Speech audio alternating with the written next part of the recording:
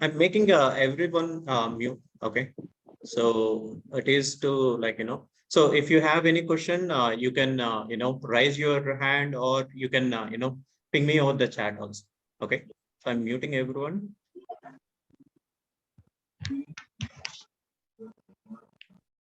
All right, guys. So coming to our, advanced sessions. Okay. What we are trying to train you is how your real-time projects will be. Okay. And we are trying to, tell you about, okay, how you explain your project in your interviews, as well as how to sustain in your, a real-time job. Okay. Let's say you guys can crack an interview by, studying some questions or something like that. But when we are actually explaining some project, we got stuck into something. Okay. Let me enable my video also, so that you can actually see me.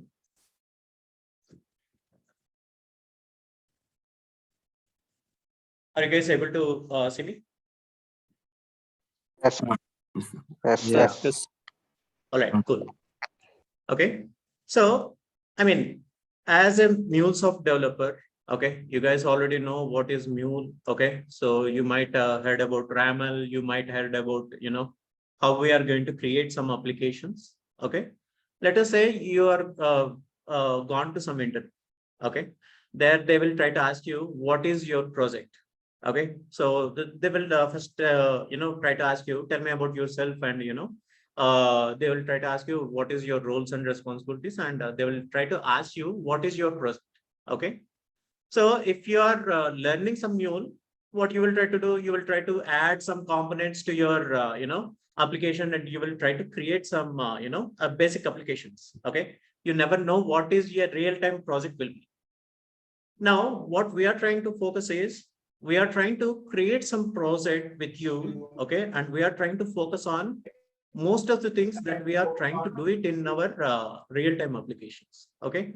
And you can ask me, hey, you are trying to tell me how to create this particular project, and you can directly tell this particular project to your interviews. But how come you guys are comfortable with this particular project if you are doesn't know anything new?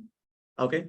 So this particular training is focused on who are already trained on Mule, and they know some basics on Mulesoft applications. Okay.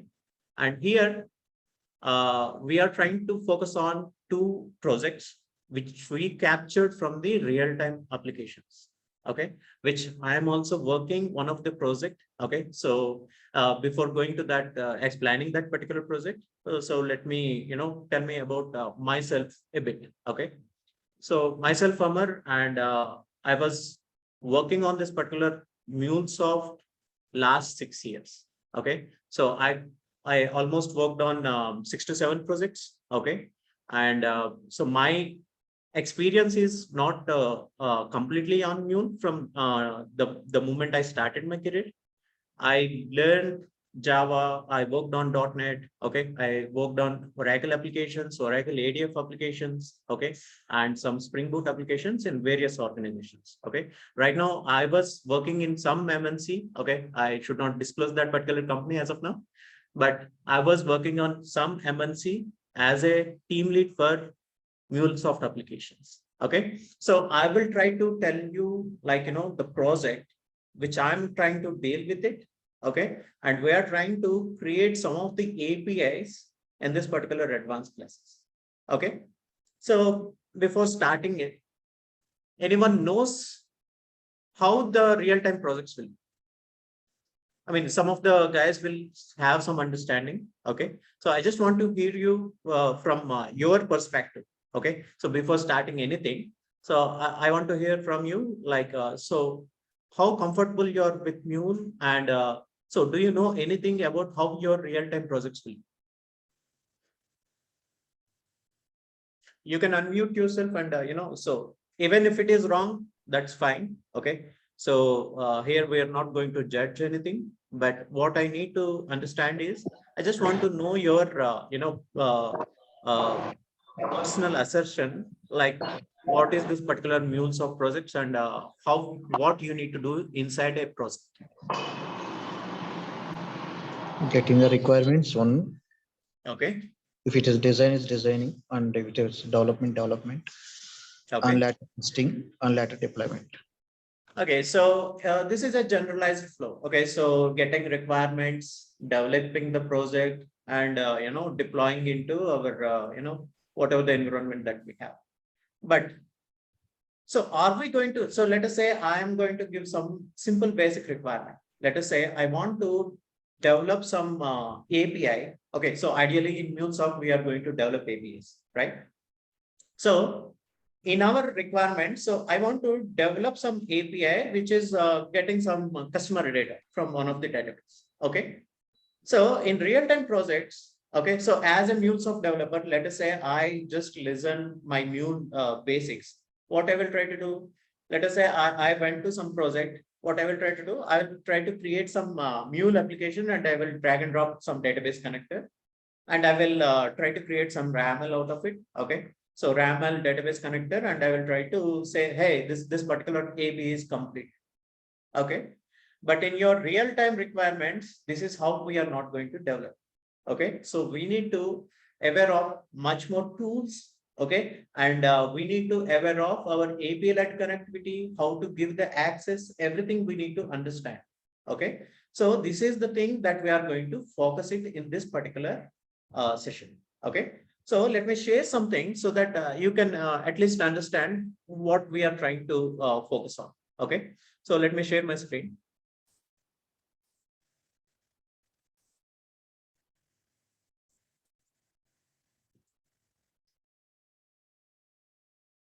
Okay, so these are the documents that we have. I mean, so whatever we are trying to, create some project. So these are the some of the documents. Okay. So how many of you guys know that there will be some architectural document in your projects? And so if anyone knows what is an architectural document, feel free to share it with me. The whole development process may be included in the document. Okay, so the whole development process will be there in the architectural document. Okay. I mean to say the requirements. That means why we are developing this API to serve what is our need like that. Okay, Flows so between the APIs and every. okay, some of the people are saying that hey, we will have some requirements. Okay, what is source, what is target. Okay, and so these kind of stuff will be there in the architectural document. But who creates this particular architectural document? Architect, functional lead who prepared the FRS document and submitted to developers to develop that. Okay, so architect is going to design this particular architectural document. Okay. Scrum Master. So, Scrum Master is dealing with your development life cycles, but not the Scrum Master. An architect is going to business analyst. Someone is saying that business analyst. Okay, so as well business requirement. Okay, so who is going to? I mean, so the architect is going to create this particular document. So some of the fellows are saying that. Okay, but how architect is know this particular thing? Okay, so what he needs to, so let us say how he is going to get that particular requirement. Who is the stakeholder for that? Who is actually giving the requirements? Client. Okay, so someone is saying that client. Who is this particular client? Client means what? Customer. Okay, so customer. Okay, so let us try to understand this particular client and customer. So whenever we are going to some projects, they are saying that, hey, I have my client, I have my customer, something like that. But client and customers are nothing but they are also one of the employees, okay, in a specific organization who are going to give the requirements. Okay, so these requirements clients are giving it and architect is going to capture it. Okay, and they are going to capture it inside this particular architectural document. Whatever we are trying to show it here. So it is nothing but an architectural document. Okay. So this particular architectural document, okay, so we are trying to see it every aspect, guys. Okay, so not only like, just we are trying to develop some APIs. So from end to end, we will try to understand how my project will be and how it needs to be developed and how it needs to be deployed and how it needs to be maintained. Okay, so we are looking at much more documents also. Okay, so let us try to see this particular. So this is one of the project that we are going to explain it. But in this particular thing, we are trying to cover most of the real-time scenarios. Okay, not only just like, creating an API and deploying into Cloud.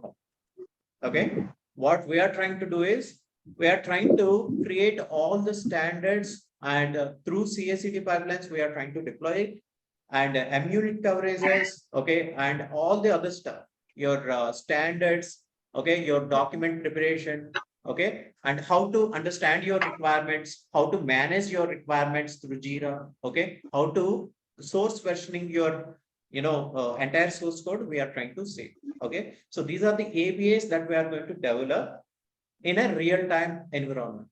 Okay, so any question about this particular thing? So the moment you are seeing this particular PPT, you will try to get some idea. Okay, so something are you guys able to understand it?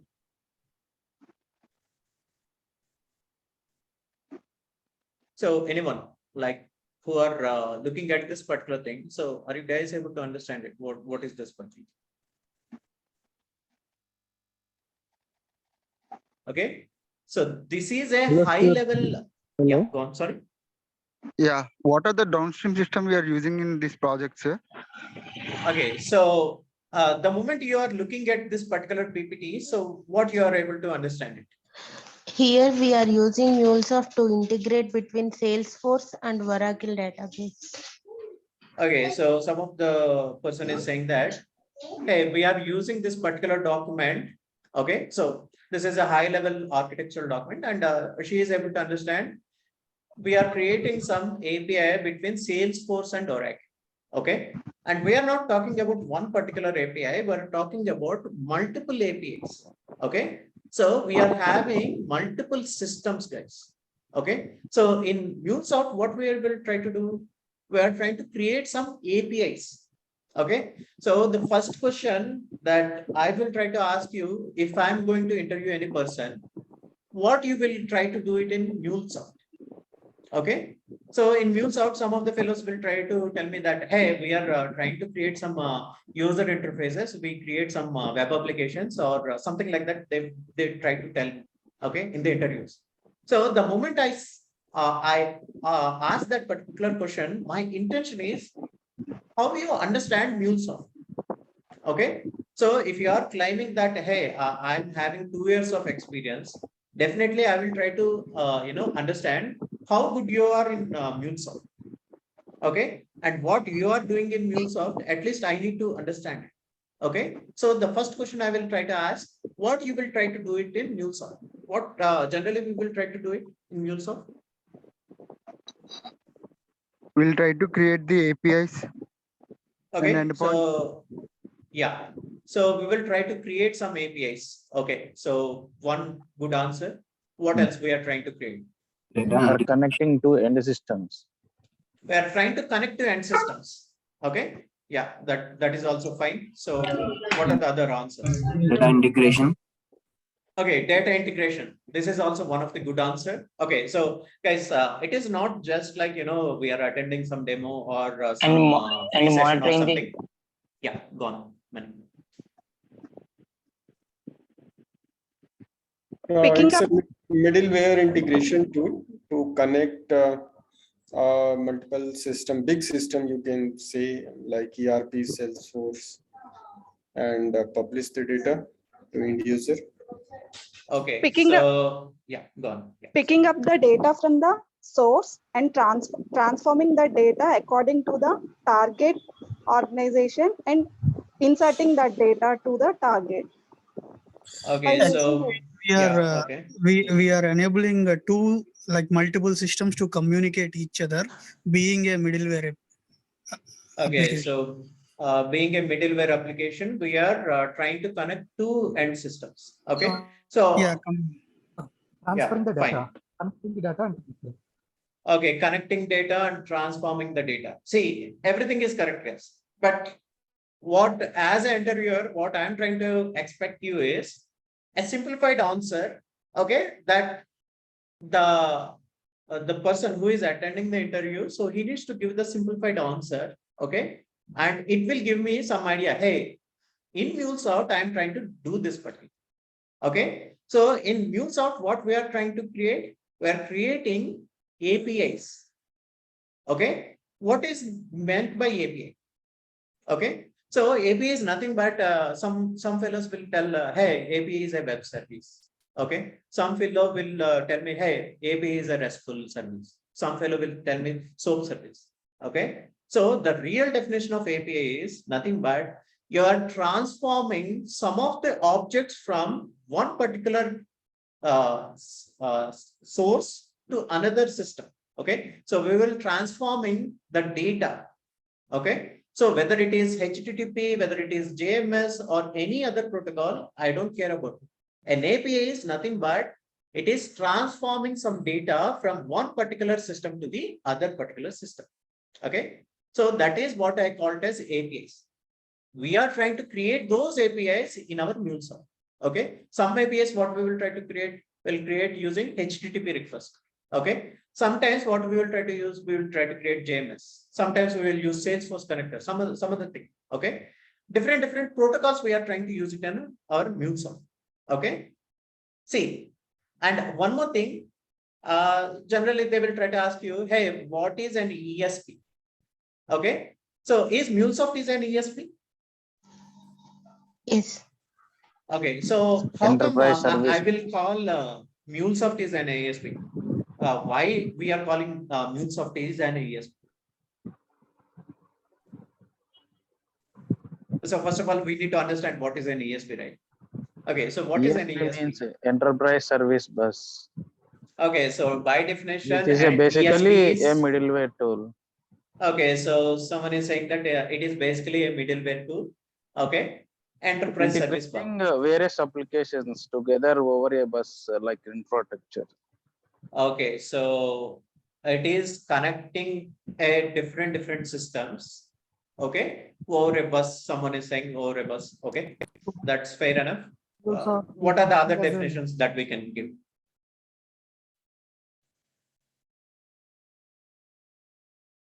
Anyone, guys? Okay, so it is not just like demo. Okay, so it is more or less trying to understand what we are trying to do it in Mulesoft. Okay, so if we know what we are trying to do it in Mulesoft, we can explain to the interviewer that, hey, I have done this thing, right? It is the interaction between APIs what we have created. Okay, so it will be something like interaction between two systems. Channel okay, between, through a channel. Okay, what else?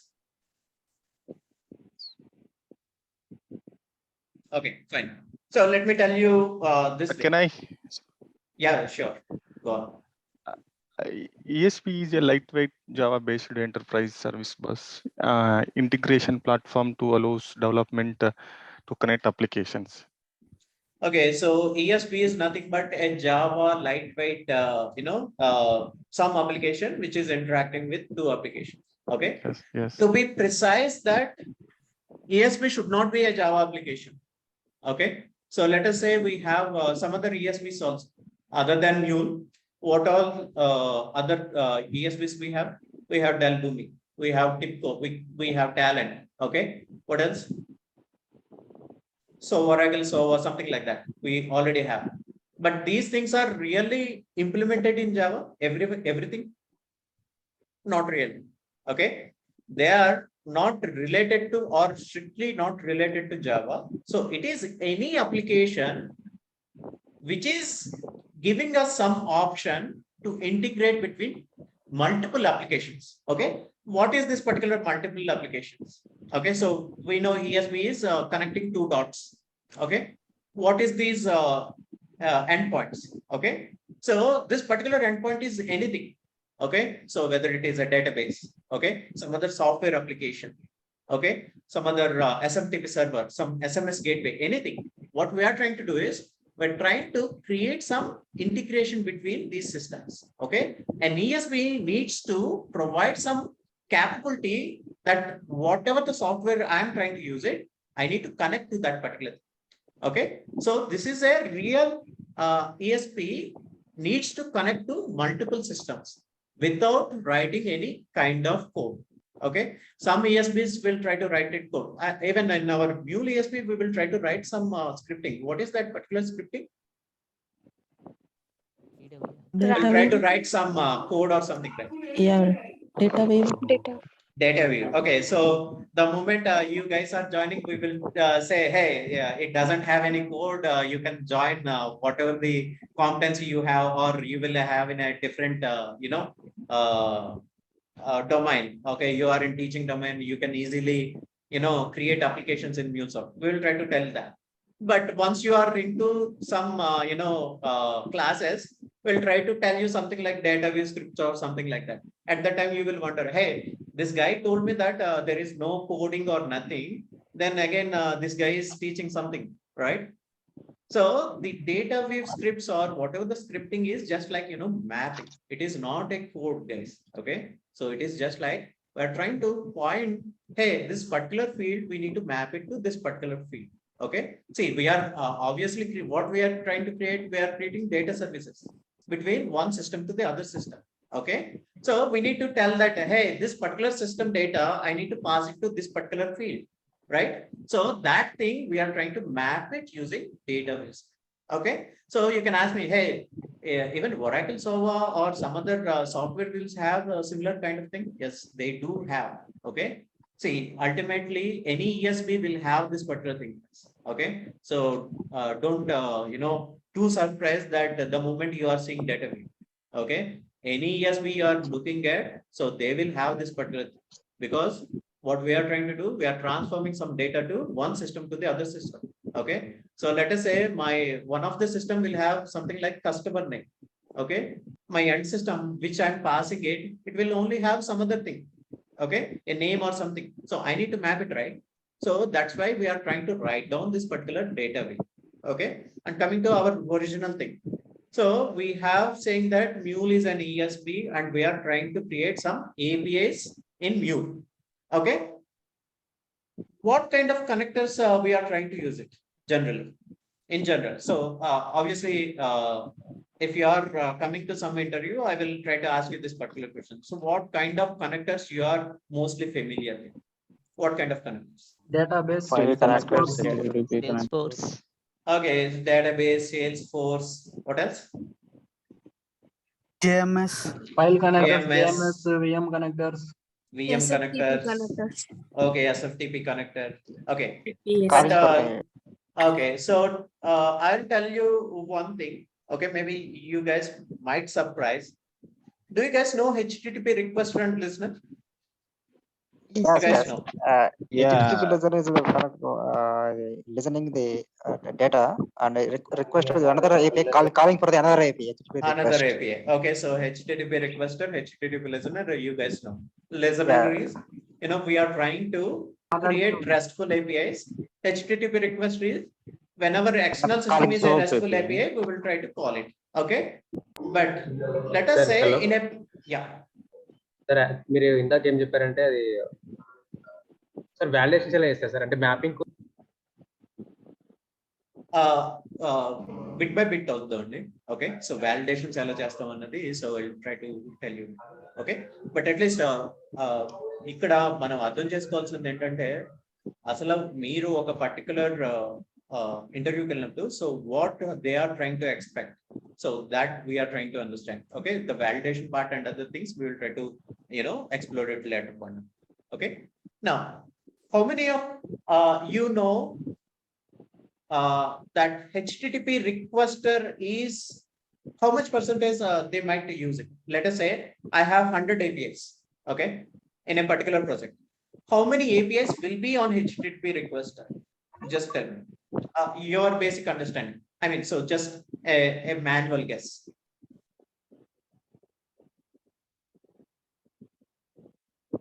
Anything? Almost all.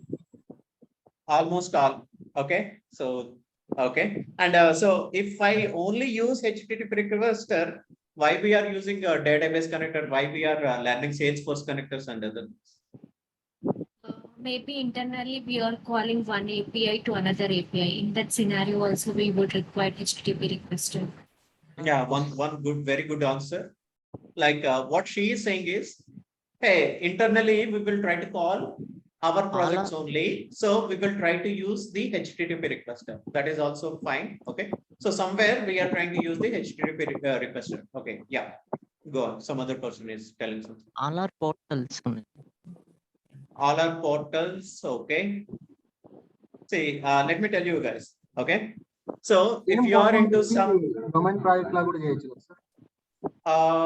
okay, so someone is saying that hey, we can create domain projects also, but let me tell you one thing.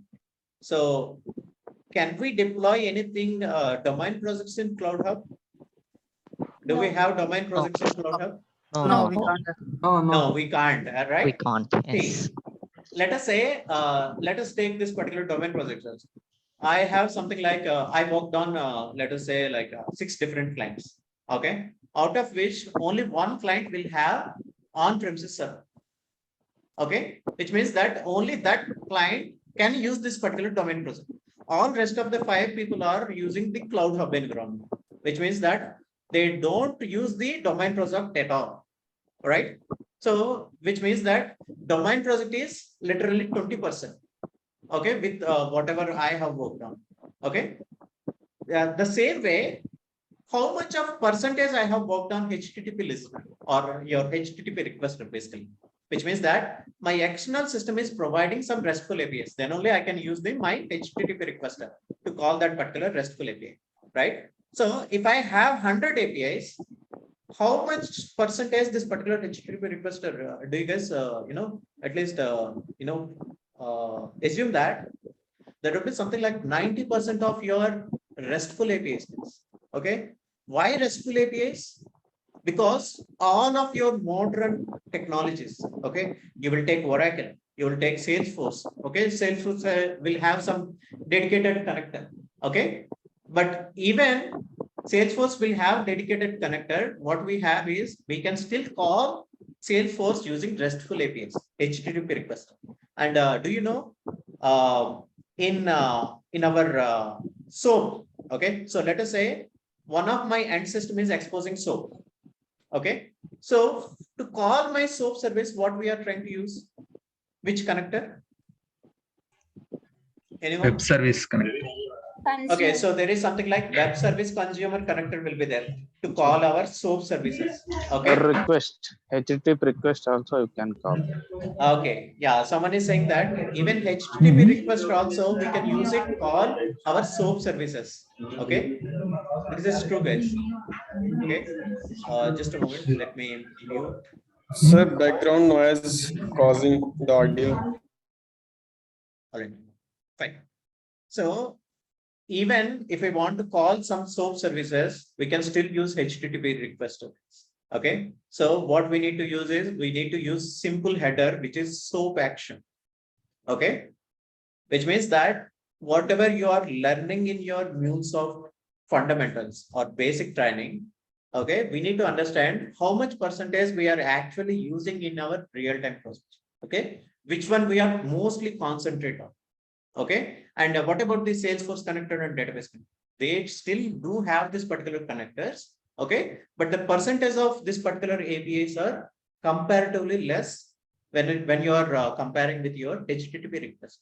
Okay, and how many of you guys know what is a API-led connector? Anyone knows three types of yeah, so process API and experience API. Yeah, theoretically we know there is a process API, there is a system API, and what else? Experience API we have it. Okay, so the moment I'm saying that, hey, tell me about some API-led connectivity, you will try to give this particular 3 things. Okay, experience API, system API, these things you will try to tell me. but how your real-time projects will use this particular API letter? Do you know anything? Client what need to some process API. What we are system API. connecting in the system, so that is a system API. Based and we on our are requirement. sending to mobile or web, that is experience API. We will not Sometimes two directly APIs. expose the raw data. So we develop a system API upon databases. So multiple system APIs and process. Okay, so Based on someone the is saying that, hey, we will not expose the data directly, so we will try to create some wrappers. Okay, so let me show this particular API. Just a moment. So we are talking about the first API, guys. Okay, so SFDC to OSVC, the first I-131 we are trying to talk about. Okay, so this is my that particular API architectural document. Okay, so you are able to see it, right? So what is this particular experience API and why we are using system API in this particular? Okay, this is how your real-time API you need to develop this. Okay, so this is somewhat you will try to get it from your architect. Whenever I'm saying, hey, create this particular API, so I'm trying to give this particular as a. Okay, what do you mean by this particular system API and this particular experience API? Why we are creating this particular entire structure?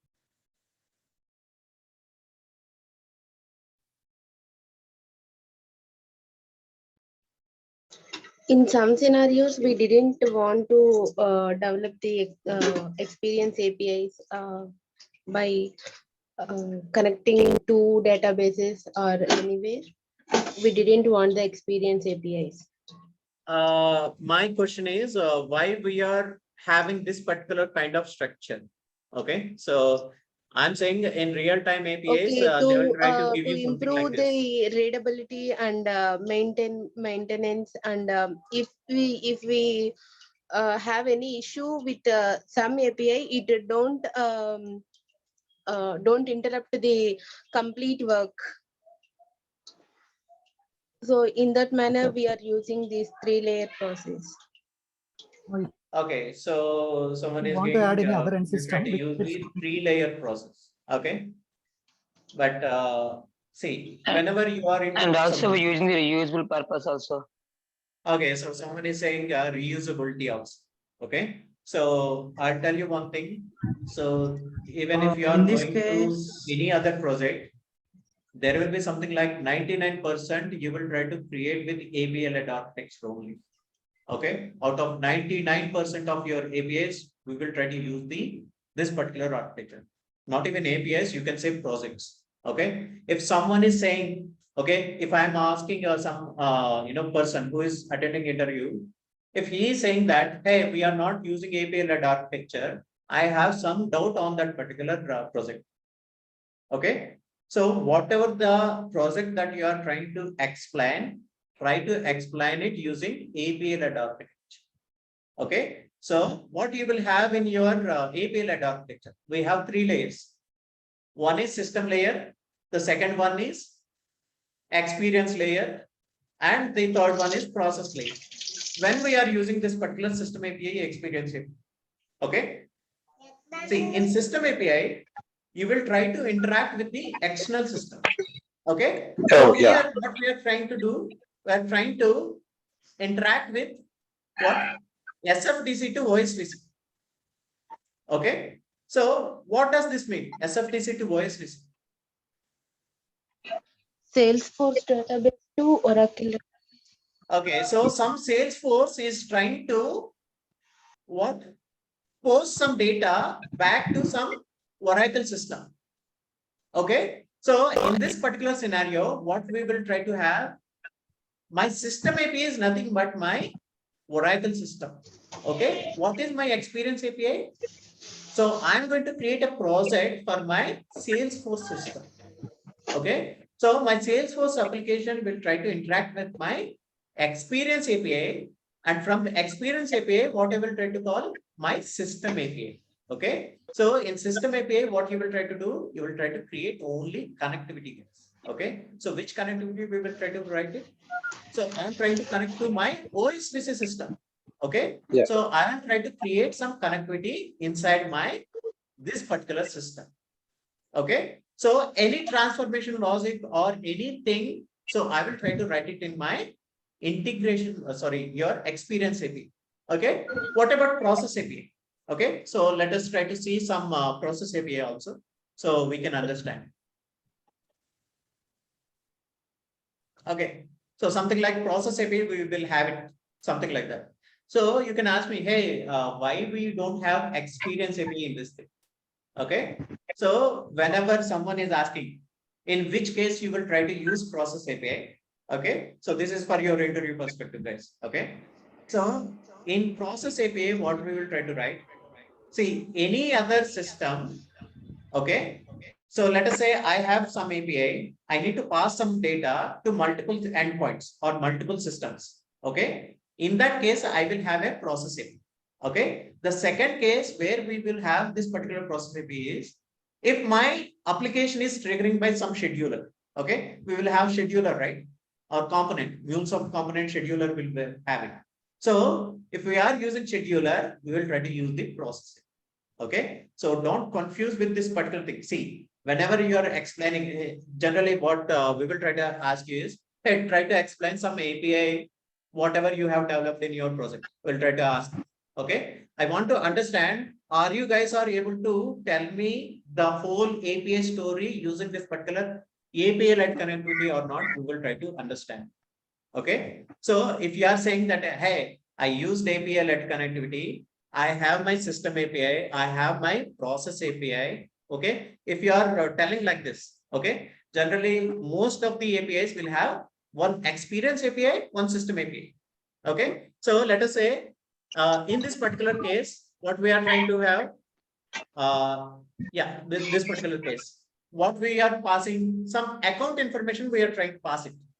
Okay, so if you are looking at my screen, what we are trying to do, we are getting some account information from what? SFDC. Who needs that particular data? Mobility system needs this particular data.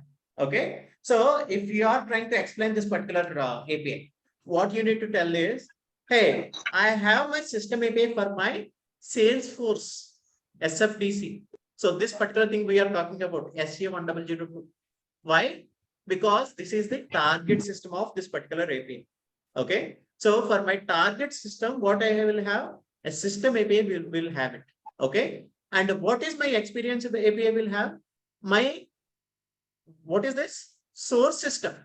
Okay. Source system will have some experience API. You need to tell this particular thing. I have my experience API for my source. I have my system API for my target. Okay. And so this particular thing you need to tell him. Okay, what about this particular thing? Why we have this particular thing? We have something like PA0017 something is there, right? So what is this? It is a process API. Okay, why process API?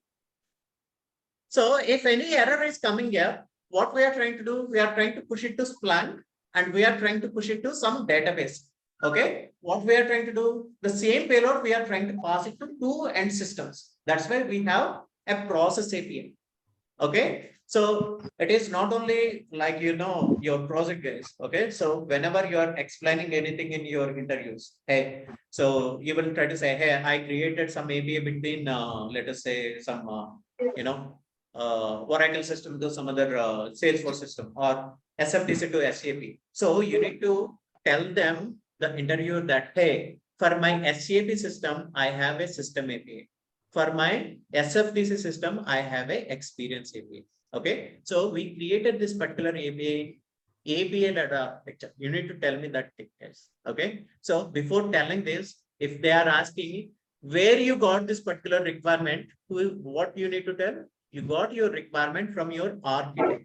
Okay, so where you are going to define this particular, entire requirement is your architectural document as well as your data mapping.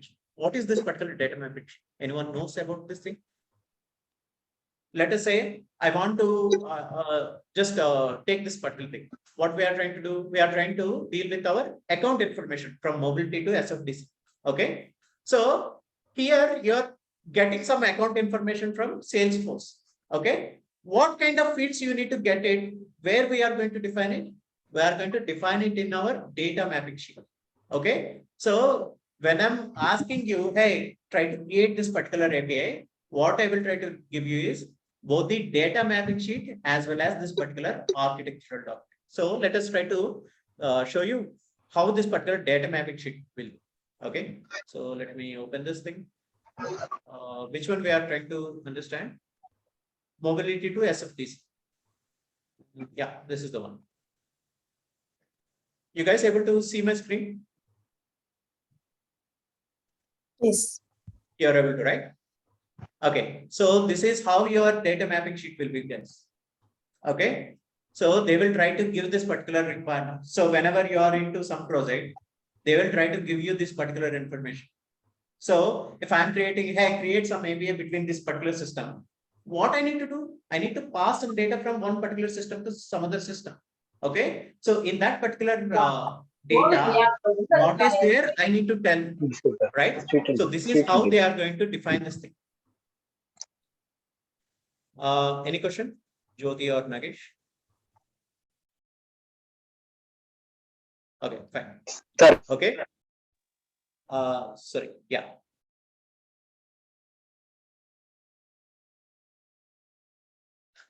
Any question you can, feel free to ask, guys. Okay, so someone is pinging me. Okay. So as you mentioned, yeah, one question. As you Okay. mentioned, that experience API is connected for the source, and that process system API is even the target. So may I know why we connect the source from process API? Like, is this a architecture? I know, but this is a silly question. But I want to know why we need to connect the source with process API. Okay, so why we are not going with process API, right? Yes. Okay, see, earlier I told you, right? So a process API, I will try to use, see, as an architect, okay, I will try to use only process API when my API is triggered by scheduler. This is the first case. The second case is, if I want to pass the payload to a definite multiple systems, I will follow the process API. Okay, so these two cases majorly we will try to follow the process API. Okay, see, ideally there is no such technical thing, guys. Okay, so we can use the process API also, but as per my Mulesoft understanding, they define something. Hey, if you are doing the orchestration, go with process API. Okay, so if you are going with some scheduler, no one is triggering your event, go with process API. This is my definite standards that we are following in most of the projects. Okay, so if there is a definite process, so much of transformation we are doing, so much of orchestration that we are doing, so we will try to do it in process API. If it is a simple API, which I'm trying to get some data from external system, what I will try to do, I will only have one experience API, one system API. Okay. So whenever you are pushing it to, so some fellows will have something like publisher subscriber model. So do you guys know what is a pub sub model? We will have something like JMS things, right? In So ActiveMQ in that using this case, model. what we will have, we have a process API. Why we have process API? So someone is putting some message into some message queue. Okay, I need to subscribe that thing. So no one is triggering it. They are simply pasting it somewhere. Okay, so somewhere, so we will see something like FTP also. Okay, they will have some file location. They will put a file over there. Okay, in that case also, what I will try to do, I will use a scheduler when to pick that particular file. In this case also, I will have a process. So what is your API is designed. So we will try to define whether I need to have a process API or not. Okay. So in this case, I have a process API. What is this particular process API? It is dealing with the errors. Okay. Whenever there is an error appeared, so I need to call this particular API so that what it is trying to do, it is trying to pass it to two different systems, two different system APIs. Okay, so this is how you need to explain to your interviews guys. Okay, so whenever you are explaining any API, try to explain it using your API letter. Okay. And how you are going to get your requirement? You will get your requirement using your architectural document as well as what is the data fields that you need to pass it. So where you will get it in your data mapping sheet. Okay. So let me open my data mapping sheet. So this is the account ID that I'm going to get it as a source to extract the account information. These are the fields I'm trying to get it from SFTC, Salesforce system. Okay. What I need to convert? I need to convert this particular name to something like this. Okay. This is the transformation that I need to do it in my experience API. Okay. So this particular things we will try to, explain in a clear detail in the upcoming sessions. Okay. But as per this particular thing, what I want to give you is some rough idea how your actual projects, how your APIs are built. Okay. And so do you guys know what is a Jira? Ticketing tool. Yeah, the requirement getting analyzing tool. All right. So They are giving the requirements, developing the APIs.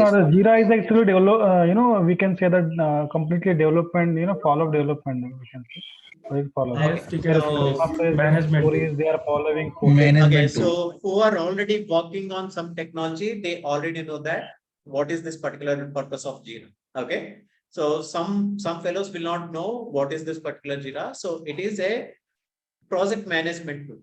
Okay, so we are trying to create some tasks in this particular Jira, and we are trying to assign it to our developers. Okay, so we are trying to create this particular Jira task. Okay, so whenever we are trying to explain this particular project, we are trying to explain it using Jira.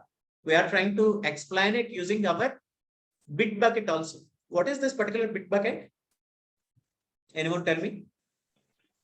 Central repository. Yeah, it is a repository. Okay, so let me open my Git bucket. Okay, so we are having something like this.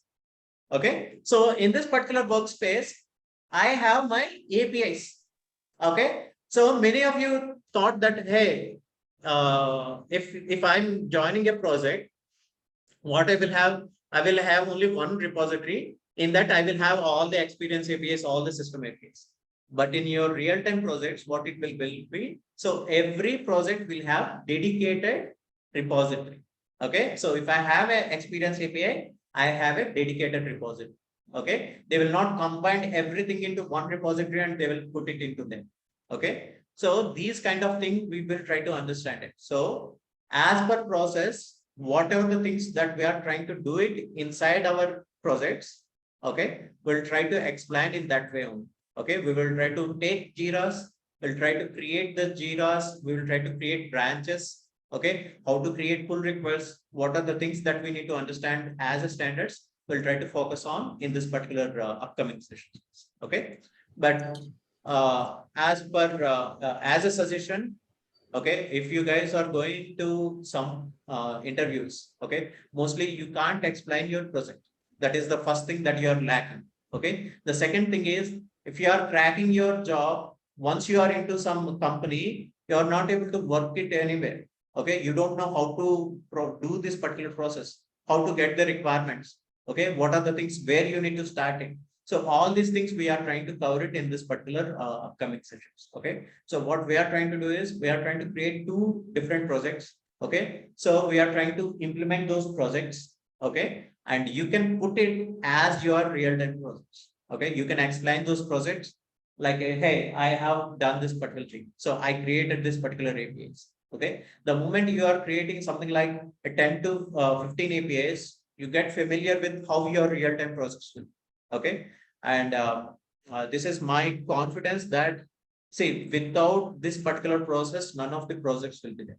Okay, so they might use Jira, sometimes they will use some other tool, but the process is one and the same. So they will try to assign some requirement to you. Okay, they will try to push some documents to you. Okay, you need to handle that particular document, and after creating this particular, let's say you develop some experience API, you system API. Okay, what you will try to do, you will try to deploy it into something Cloud Hub. Okay, so which tools we will try to use it for deploying? Jenkins. Azure. Manual. Okay, so someone is saying CACD, someone saying Git, someone saying Jenkins. What is the correct one? Maven. In manual, Okay, any point so platform we will do. CIC. Continuous okay, integration any continuous. point platform also. So I'm talking about the tools that we are using in our real-time projects.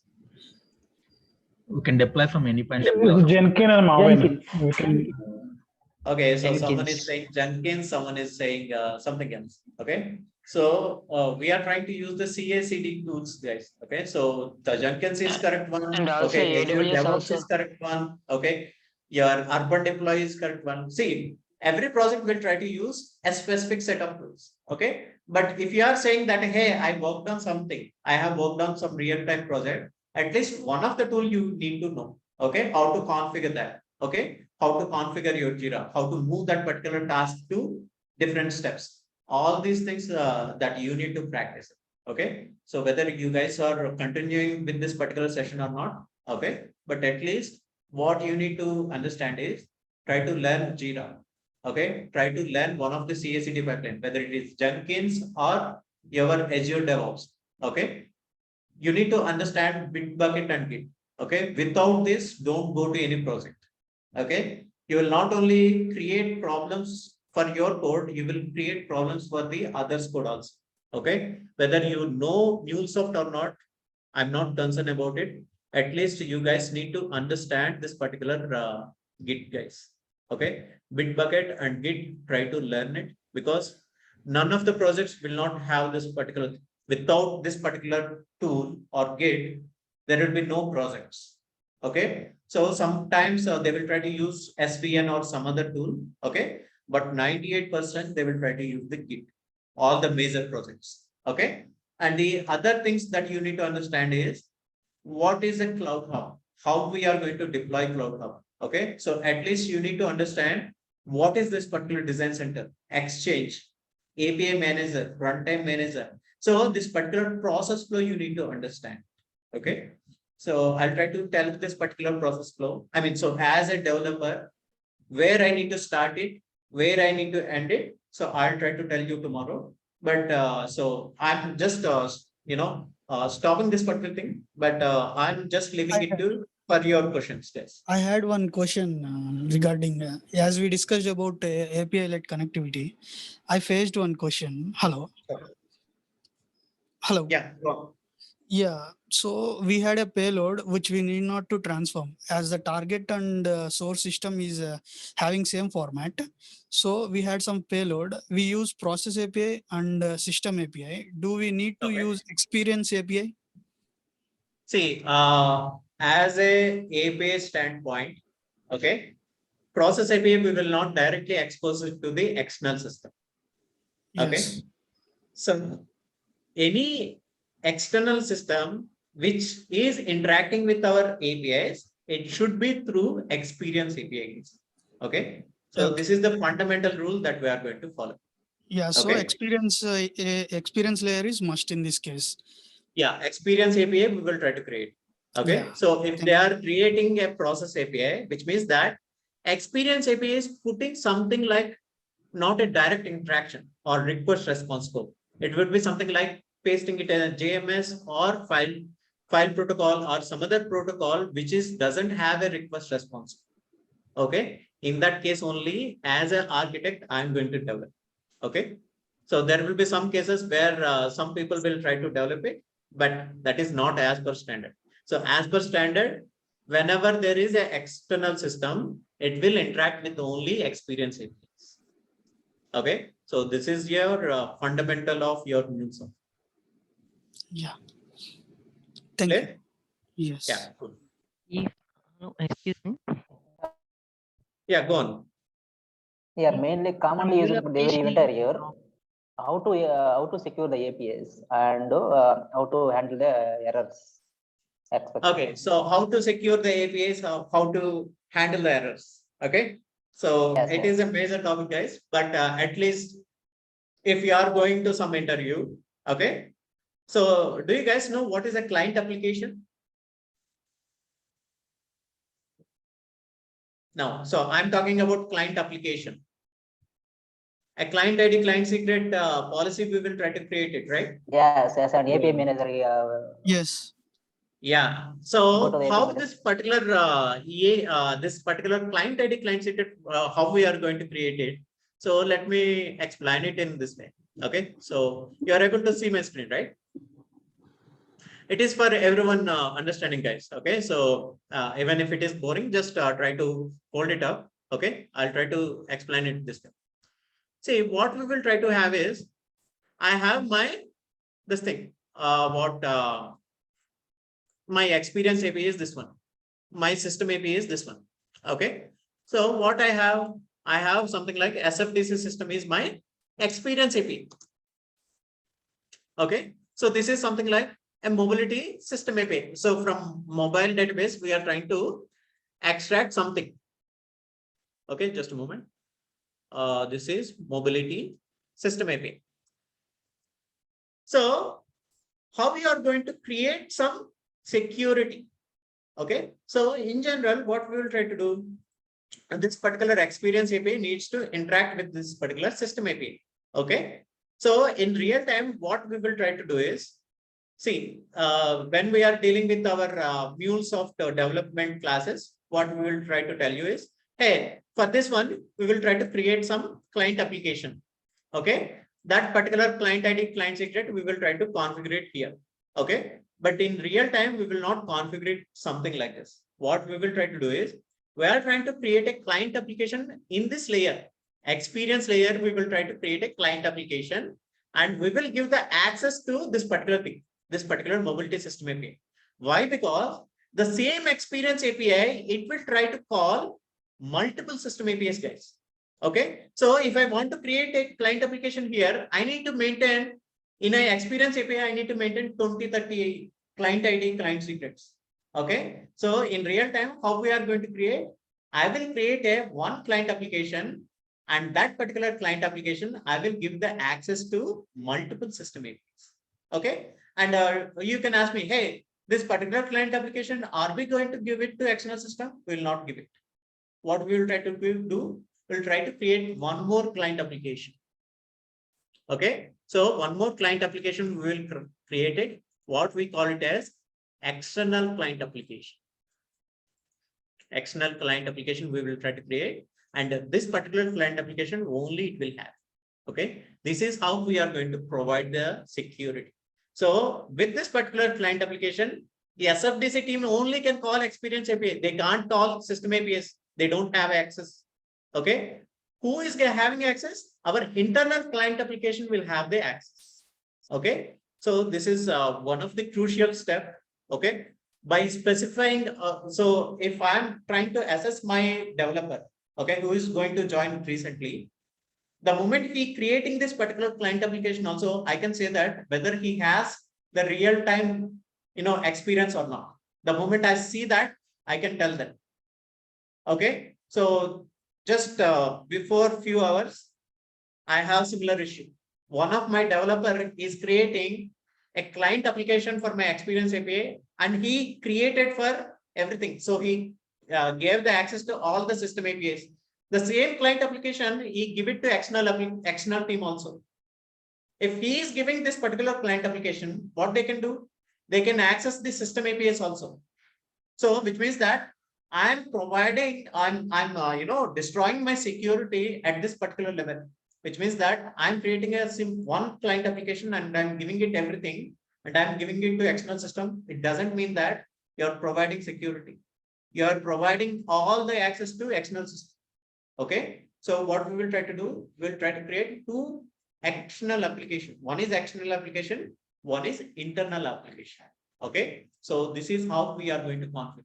See, your fundamental classes is different, and your real-time requirements and your real-time experience is different. Okay. So every level we will try to do it. See, some fellows, they will try to come into projects. They will try to add some auto discovery, and they will try to run in local system. It will not work. Okay. So they don't. Sorry. Okay. So these kind of issues, normally they will try to showcase us. Okay, they will try to come to us. Hey, I'm trying to deploy my application in local, so it is not deploying. Please unmute So him. it is giving something like 503 error. Okay, the root cause of that particular issue is something like. Just a moment, guys. Don't unmute yourself if you don't have any question. Okay, so there is a lot of disturbance. Okay, so whenever you are going to some projects, real-time projects, try to disable your auto discovery. Okay, why? Because if you are enabling your auto discovery and you are trying to run your application, it will not run. Okay, these kind of things that we need to understand: how to maintain your Jira, how to maintain your Bitbucket.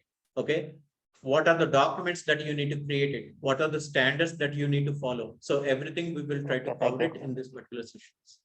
Okay, so we will try to create a security profile, which we are going to expose it to external applications by using a external client application. Okay, internal things we will have a internal client application. Okay, so this thing we will try to focus more in our projects when we are discussing about projects. Any other question, guys? If my Mule application is in process, in the middle it is crashed. I need to get the data. How I will get the data? Okay, so what he is asking is, he has some Mulesoft application. In middle, its application is crashed, and he want to retrieve that particular data. Okay, so if someone is asking this particular question in your interview, your answer would be reliable pattern. Okay, so what we are trying to use is, we are trying to use the JMS or AnyPoint MQ base. Okay, so if it is a request response scope, if you are logging it before processing your data, it will be there, but the bare minimum solution is reliable pattern. Okay, so if someone is asking this particular question, your answer should be reliable pattern, which is rely on your JMS patterns. Okay, so it is a bigger concept. Why should not the object store and persistent for the same? Yeah, so persistent object stores, generally object stores, we will try to store it for key value pairs, not for this particular reliable pattern. Object store will have a different use case altogether. Okay, so whenever we want to store something in object store, even our application is crashed, we still have that particular thing. Okay, but object store will have some restrictions, and we will not store any payload inside object stores. Okay, so we will try to store it as a reliable pattern. This is why JMS will have. Okay, so yeah. What happened when we use multiple JVM in a single server? Multiple JVMs in a single server. Yes. Okay, so there is something like Hazel memory. So this will happen when you host your application in your this thing on-premises servers. Okay. Sorry. Okay. See, guys. See, these things are not like I could not explain it in 5 minutes or 10 minutes. Okay, so these are dedicated topics, and we are trying to cover those things in our ongoing sessions. Okay, so if you really want to learn about these things, maybe tomorrow I will try to capture some time. Okay, maybe 10 minutes or 15 minutes. You can ask those concepts if you really want to know that. Okay, but to maintain your multiple instances in your on-premises server, there is something like a Hazel memory concept is there, where your JVM memory is shared. Okay, so any object stores or any scheduler information, we will try to store it over. Okay, so if someone is asking, what is this particular thing? Multiple JVMs in a single system. Hazel memory is your answer, and you need to explain that. Okay, so what is the Hazel memory? How to configure it? But generally, we will not configure it. Who is going to configure these things? So what is your role in your, when you are going to 2 years of experience, what is your role? Which role you are going? You are going for a developer role. Okay. So these configurations, who is going to do it? Your platform team admin is going to configure it. But if you are giving some answer related to that, so the question who is asked that particular question, he is more happy for. Okay. All right. Sir, yes, I'm you. Hello. Sir, is it mandatory to use RAML for all experience API and system API? Okay, so let me ask you one thing. I have a process API which is having scheduler. Can I, do I really need a RAML for that? No, sir, not required there. Not required, to be frank, right? Whatever the, yes, so first thing, RAML, what is the definition, RAML? Restful API modeling language. RESTful API modeling. So this is comes when you are dealing with your RESTful APIs. Okay. So this is somewhat tricky question, but you need to stick to the basics. When you are creating a RAML, it is a RESTful API. If you are exposing your application using a SOAP, you don't require a RAML at all. You need a SOAP. Okay. So SOAP Wisdom we will try to use. Okay. So if it is a integration API or a scheduler, we are trying to use it, you don't require a RAML. So they will try to ask you, hey, have you created any API without RAML? Okay. Your answer should be, if you created a process API using a scheduler, you don't require a RAML. Okay. Or if you are creating an experience API using SOAP, you don't require RAML. Okay. By Visual, you can create. Yeah, guys. Okay, sir. Thank you, sir. Sir, right? Hello. Yeah. Actually, I have a doubt. Sir, నేను validations అన్ని కూడా data wave లో రాసాను sir. Okay. Actually ఇప్పుడు మనం ఏంటంటే sir ఇప్పుడు ఒక మ్యాండేటరీ ఫీల్డ్ ఉంది. అక్కడ ఉన్న ఎంటీ స్ట్రింగ్ సంథింగ్ ఏం డేటా ఇవ్వకుండా దానికి మ్యాండేటరీ ఫీల్డ్ అని చెప్పేసి ఒక ఎర్రర్ రైజ్ చేశాను సార్. అంటే ఇప్పుడు అది ఎంటీగా ఉంది అనుకోండి సార్, ఒక ఎర్రర్ రైజ్ చేస్తాను. అదే విధంగా అది డేటా వేవ్ లో నేను రాసాను సార్. సంథింగ్ ఆ రికార్డ్ ని ఇప్పుడు నేను సిస్టమ్ కి పాస్ చేసేటప్పుడు బ్యాచ్ జాబ్ యూజ్ చేస్తాను కదా సార్. ఇప్పుడు బ్యాచ్ స్టెప్ లో నేను ఎటువంటి ఎక్స్ప్రెషన్ రాయాలి, యాక్సెప్ట్ ఎక్స్ప్రెషన్ ఏం రాయాలి? Okay, so whenever you are doing your validations in your batch step, okay, so the simplest and cleanest way is try to create some virtual field, okay, validator or something, some validate field, okay, and try to map that. Ante ee particular record meeku valid kada ani set cheyandi. Okay, in your batch step, next batch step, accept expression lo you can specify that particular thing, payload dot that particular validate field. If it is true, which means that that particular record is validated, it will come to your batch step. This is the easiest and simplest way that we can use it. Or you can do one more thing. You can raise an exception in your data weave also by using fail expression. Okay, you need to import your core utils and you need to use FAIL fail expression. It will automatically raise your custom exception.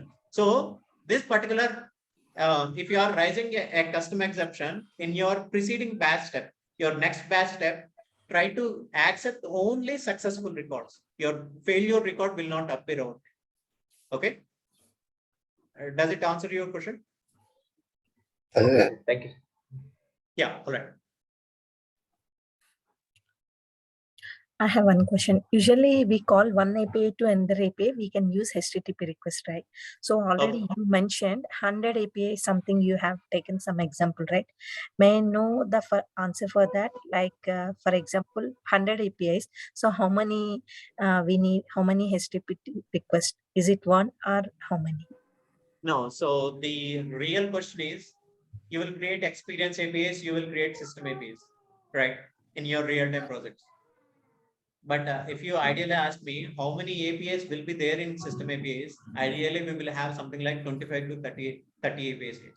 APIs in the sense a different resource paths, okay, or methods. So in any requirement, I can't call 100 APIs in sequential or using our process API. No process will define like that. Okay. So in real-time use case, you don't have this particular requirement at all. But if you want to call your system APIs in your experience API, we will try to use this particular HTTP request component only. Okay. So your system API calls are designated using HTTP request only. None of the requirement will have call multiple or 100 different system APIs or something like that. It is unrealistic, API, I believe. Okay, thank you. Okay, so I mean, so as per my knowledge, I have worked on 6 different projects. Okay, something like might be 100 APIs. I try to develop it. None of the time, so I will not call more than 3 system APIs in a process API in general. Okay, so there were some requirements where you will try to call 5 to 6 different APIs. Which scenario? When you are trying to create some comparison web services, where you need to try to get, let us say you are using something like 99 mobiles or something. So what it will try to do, it will try to get the quotations from all websites, Amazon, Flipkart, and everything. So in that particular case, what we will try to use, we'll try to use scatter gather generally, right? So even in that case, it will be limited to 10 to 20 systems, not like 100 or something like that. Okay, so for every external system, we will try to have a system API, and that particular system API, we will try to call it in our process API. Okay, so in this scenario, what we will try to use, we will try to use the scatter gather. Okay, so whenever they are saying parallel processing, so keep your mind stick to scatter gather, and what is the other component? Parallel processing. Anyone? Parallel for each. Reach and parallel for each. Okay, cool. Okay, so at least you guys know what are the components and why we are using that. Okay, so you just need some grooming where you need to connect this particular dots. Okay, how your real requirement or how you are getting your requirements and how you are achieving this particular requirements. Okay, see, cracking your interview in Mulesoft is easy, guys, when you are able to explain your project using API-led connectivity. Okay, so try to explore that thing. Okay, so and try to explore the other tools also. Okay, even if you are not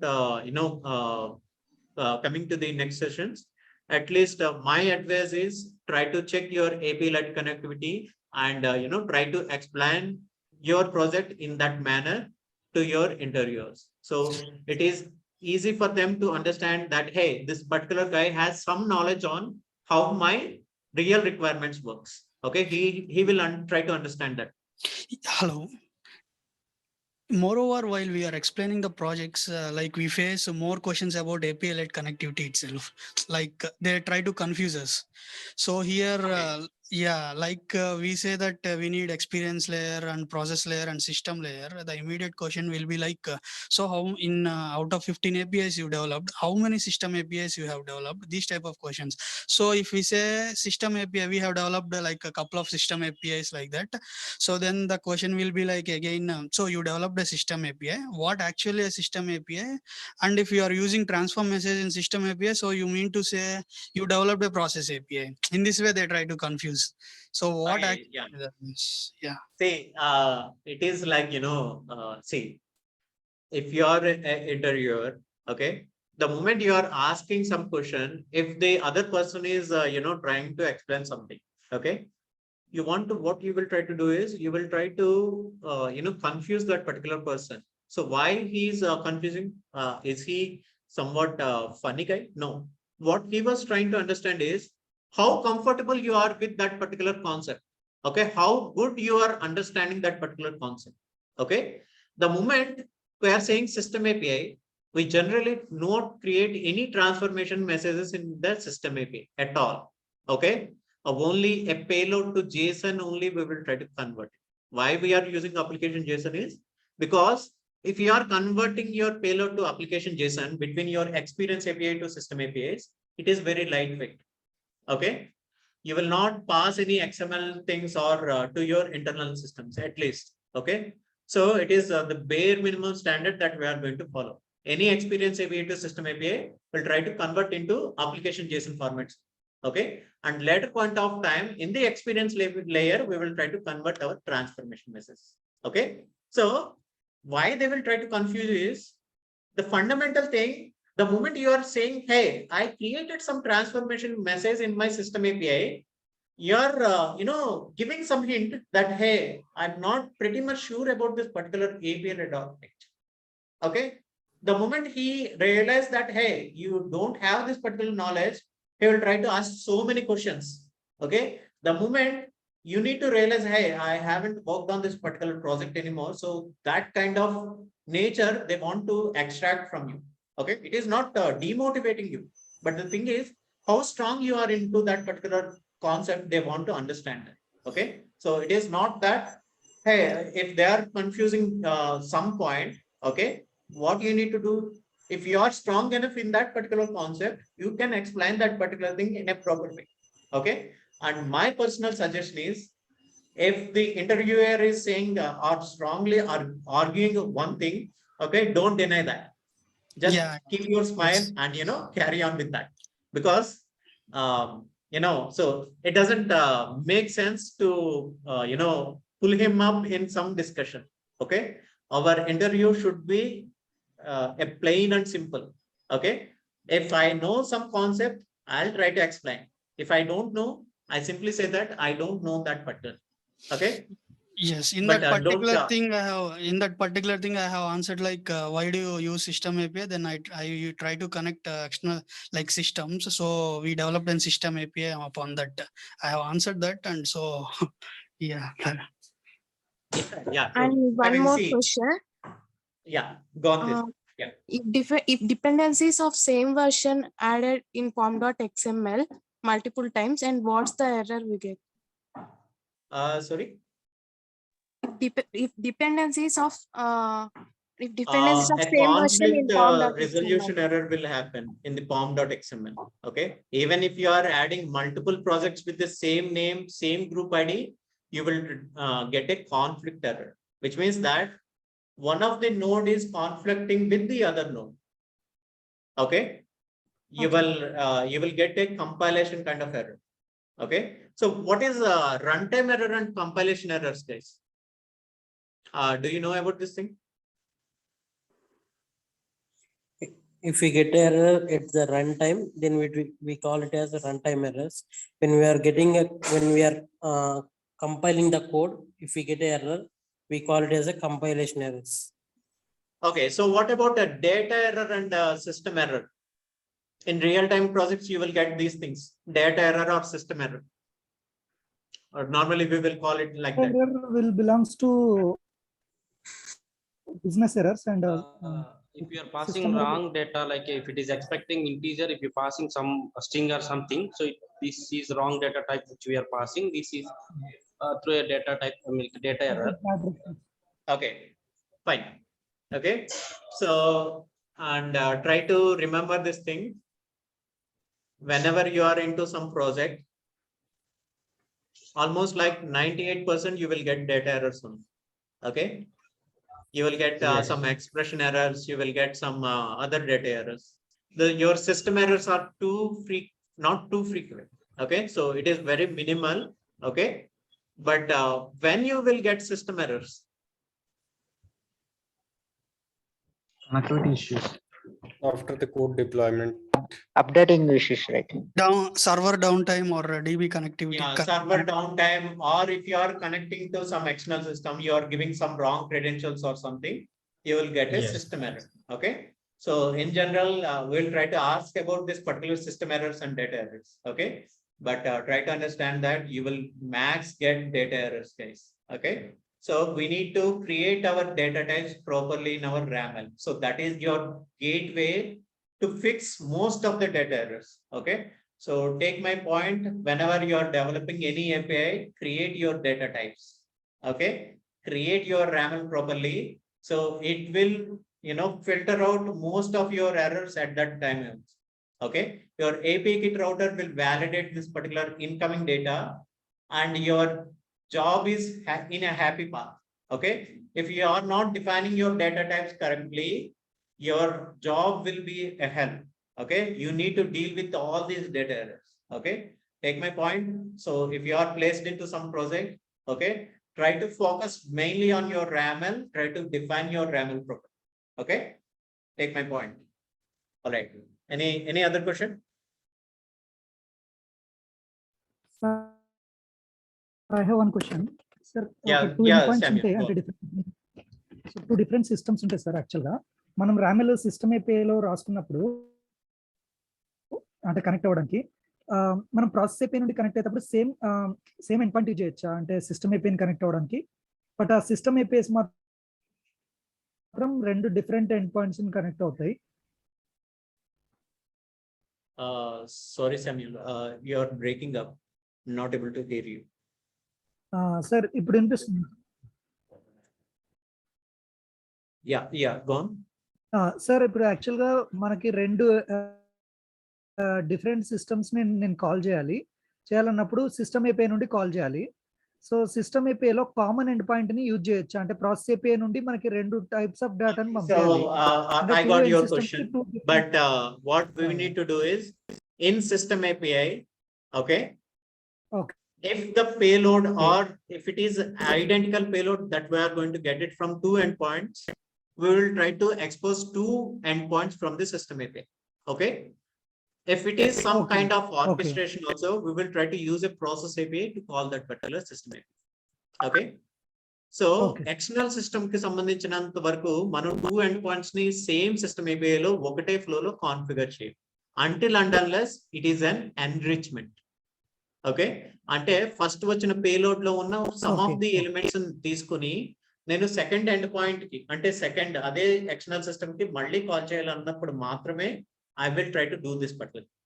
But my cleanest approach is I'm trying to create two endpoints in my system API. ఎందుకంటే I'm trying to interact with my external system like two different objects అయితే, so I will always try to create two endpoints. Okay, sir. Okay, thank you. Okay, so these things you don't require to worry about it. Who is going to worry about these things? Your architect is going to worry about these things. Okay, so you guys are going as a developer, you don't worry about these things. Okay, so it needs to define in your architectural law. Okay, Is it possible to create two endpoints in the same system API? Same endpoints? No, I don't think so. It will restrict you. You can create multiple methods, multiple HTTP methods with the same resource. Okay. Same resource with multiple HTTP. Let us say I'm interacting with my customer data. Let us say I'm interacting with my Oracle system. I will try to create / accounts. That is my resource. Okay, this is my RESTful API development. So for that particular account, I need to have get method, post method, delete method, something like that. I have different HTTP methods. I'll not have the same resource with same method. Okay, you will get a compilation error or runtime error. What you will get? It will say something like compilation error duplicate. Okay, all right. Any other question, guys?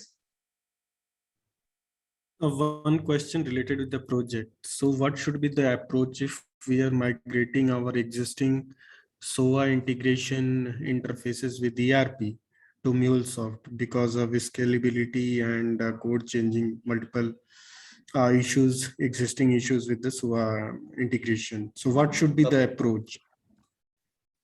See, the approach is something like the object notation, Abhishek. Okay, see, any ESB, end of the day, they are dealing with objects or entities. Some fellows will call entities, some fellows will call objects, some fellows will call resources. Okay, you need to create your systems using those entities, okay, or resources. Why we are creating resources or entities? Entities are nothing but a table or relational database management system that we define in any of the software. Okay, so you are interacting with SAP, you are interacting with anything. Internally, what it will have? It will have a database and you are publishing your data to those tables. Okay, you need to create your system APIs based upon entity level. Okay, so if you are creating that way, what you can achieve is you can achieve reusability. Okay, so if I'm an architect, I will try to look at these particular entities and I will try to create system APIs based upon these entities like resources. Okay, so that I can create multiple experience APIs, but I can reuse the same system API with the same resource. So system API, it means WSDL resources existing. Yeah, so if your server is properly an object notation model, it is already there. So you can adopt to that particular model. But if it is not aligned to this particular object notation model, you need to create in our Mulesoft. Okay. Okay. So my whenever understanding there is a that migration, guys.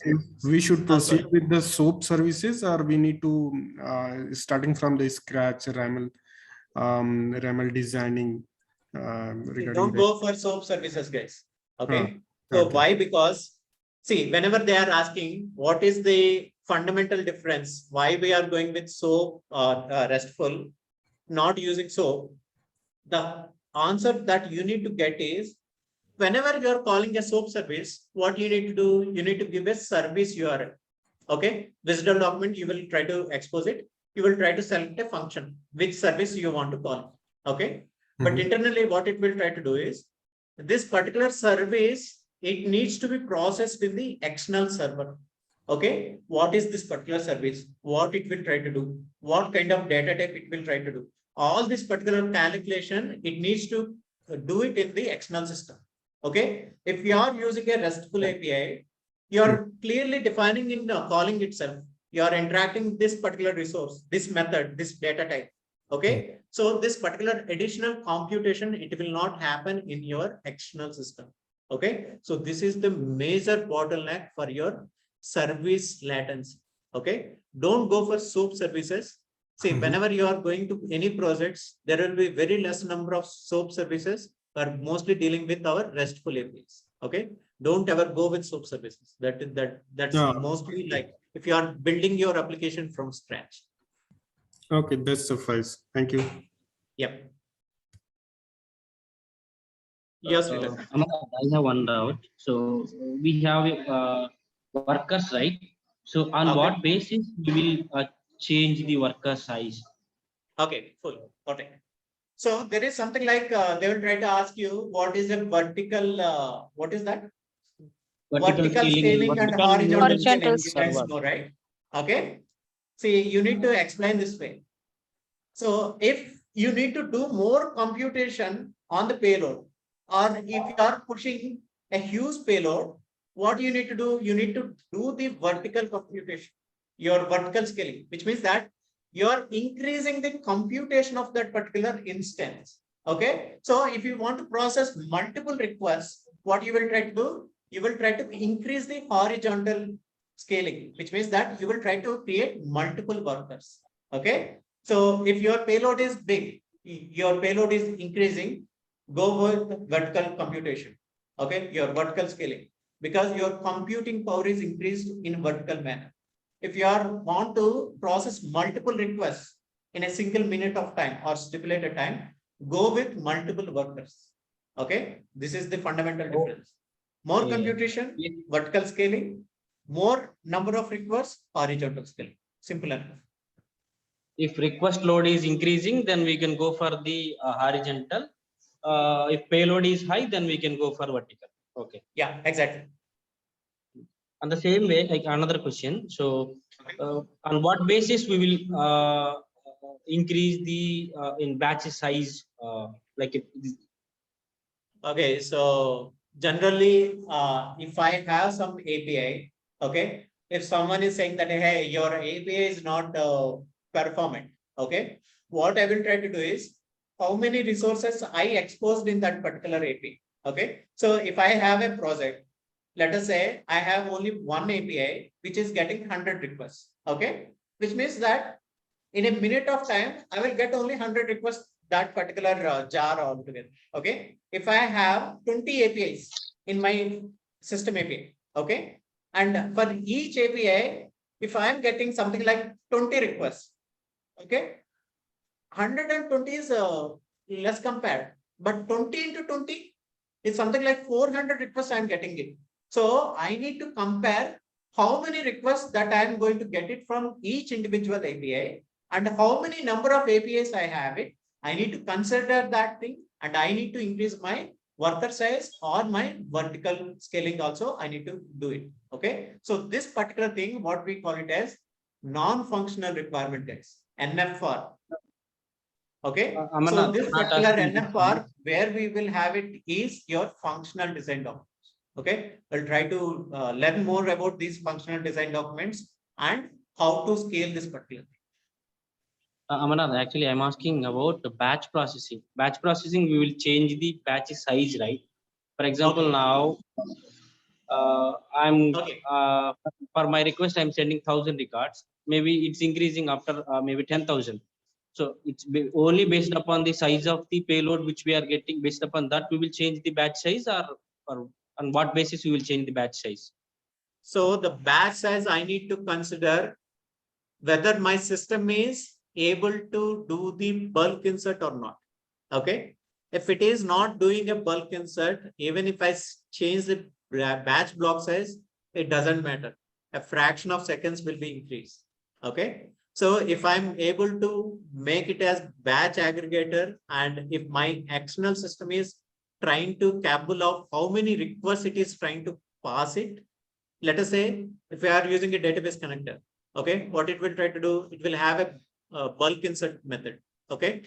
If you have Salesforce connector, it will have bulk insert. Okay. But if you have a RESTful API, which is only taking one request at a time, okay, even if you are changing the batch block size, it doesn't matter. So it will try to, improve your application performance very minimal.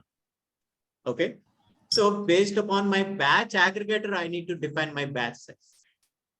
You got it? Oh, yeah, so got it. I will sync up my batch size and my batch aggregator. That is the balancing. Okay. See, in same way, for example, now in Salesforce, we have a bulk insert only, but we don't have bulk update, right? So if we want to do bulk update for the Salesforce, what option we have? So you can go with the custom RESTful API. So we implemented this thing. Okay. So glad you asked. Okay. You can have a custom implementation RESTful API. You can create it out of the box in SFDs. Okay. So it will try to take your collection of elements at a time. Okay. But you need to make sure that your, the whole batch that you're processing to the RESTful API should not exceed it to something like 10 MB. Okay. If you are exceeding 10 MB, you will have a network latency.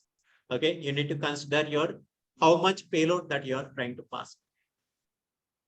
In that case, we can write a functionality like this, right? If it is crossing 1,000 records, then we can repeat it again the same for next 1,000 records like that. No, so basically this particular batch update, okay, whatever you are trying to get you. So your custom RESTful API will take all these records, it will try to insert, and it will give you the response back saying that what are the records that got failed. Okay, you will try to handle that particular response in your next batch step. Okay, okay. You got it? I have one doubt regarding this batch process. So okay, we have in batch process, we have options like failure, no failure records so that we can see non-complete. But we have to pass the request like in sequential order, records in sequential. So if we go for each and some records got failed. So how do you handle that? We use like a database insert in for each scope for processing few records and some records were failed. How do you handle that using for each? So for each, if you want to have sequential mechanism, obviously for each will have sequential mechanism. Okay. But the drawback for your for each is if one of the record is failing middle of it, what it will happen? It will not process the next set of records. Okay. What you need to have is you need to create a separate flow, and you need to have that particular flow called as flow reference in your for each state. Okay. And inside that particular new flow, you need to have your try scope with a on error continue. Okay. Yeah, got it. So this will suffice your, sequential execution, and it will not, fail if one of the record got failed. Okay. It will keep on continuing because you will have your on error continue. Okay. So you use on error continue. So one record got failed and other records got processed, and you need the requirement is that you need not to lose your record like customer details. So one record got failed and not executed. So we can use object store for that storing and retrieving on later upon. In this particular scenario, if I'm an architect, how I will try to define this particular process flow is, I'll try to have a first in, first out queue in my any point m. Okay. So obviously your client will have purchased this particular Mulesoft. Okay. They will, by default, they will try to get this particular licensing with a very low cost, any point m. Okay. So I can use my first in, first out queue with a DLQ attached to it. Okay. And I will have my flow level, I will try to configure with a multi-threading as 1. Okay. And my pool size in the subscriber with 1. And I will have my circuit breaker also to be handled. Okay. So all this particular configuration is complicated, maybe for some of the guys who are not able to understand what is this any point M queue and first in, first out queue. But maybe Charan, you might get it, right? Yeah, got it. Thank you. All right. Yeah. Okay, so it's more or less not kind of demo. Most of the persons are interacting, so I'm pretty much happy, guys. Okay, see, the moment you have some questions, don't try to hesitate that, hey, if I'm asking this particular question, someone will laugh or something like that. Don't hesitate to ask that particular question. Okay, so if you are missing this particular session, maybe in next session, you might not get this particular time. Okay. So whatever the questions that you have, try to ask me, feel free. Okay. And if you guys are comfortable to come to the offline sessions, it is more or less good enough. Why? Because it is not just like, interacting with you, but it is more or less, we'll try to work with you. Okay. So we will try to ask some of the things needs to be developed, something like that. We'll try to assess you. We'll try to guide you how to develop your real-time application. Hello. Yeah, one question. The default batch size, it will take 100 maximum size in batch step. Amarnath, I have one question. Shall I? Just a moment. Someone is asking. I believe Rashid, right? Yes. The default size in batch step, it takes 100. I want to increase to 1000. How I will increase? Is it possible?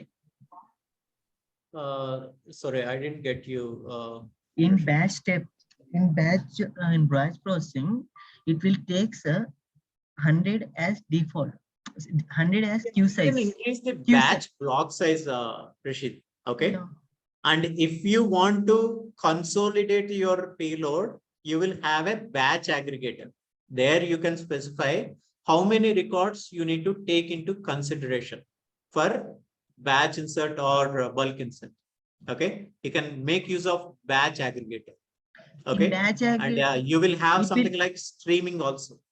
Okay, it will take in batch step, it will batch processing, it is taking 100.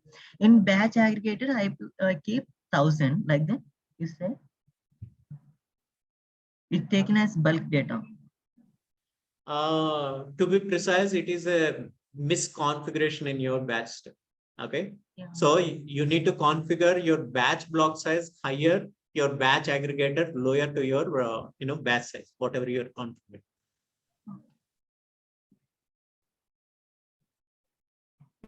Hello. No, his question is, can we increase the block size, batch block size? Yeah, we can maximum 100. How can we can increase that one? It is. I think it is maximum 100 only, na block size.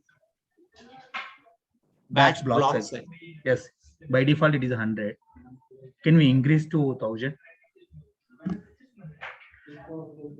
Default it will be 100, and can we increase it? Yeah. Okay, I believe batch block size is 100, right? Max.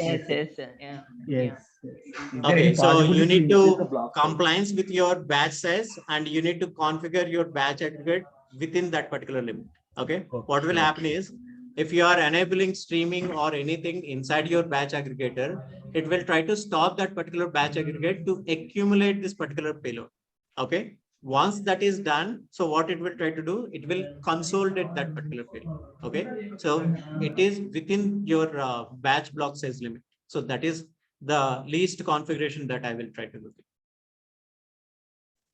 Okay, thank you.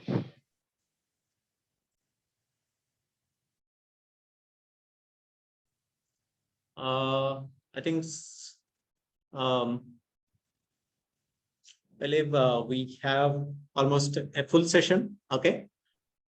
Hi. Okay. So yeah, Sridhar. You Yeah, have will you some question? yeah, in the future classes, will you explain about the testing and all that means environments we will deploy, right? And the dev environment and the testing and Yeah. production. So let me open my application, which we this is the last class that we have it. Okay. So let me open it.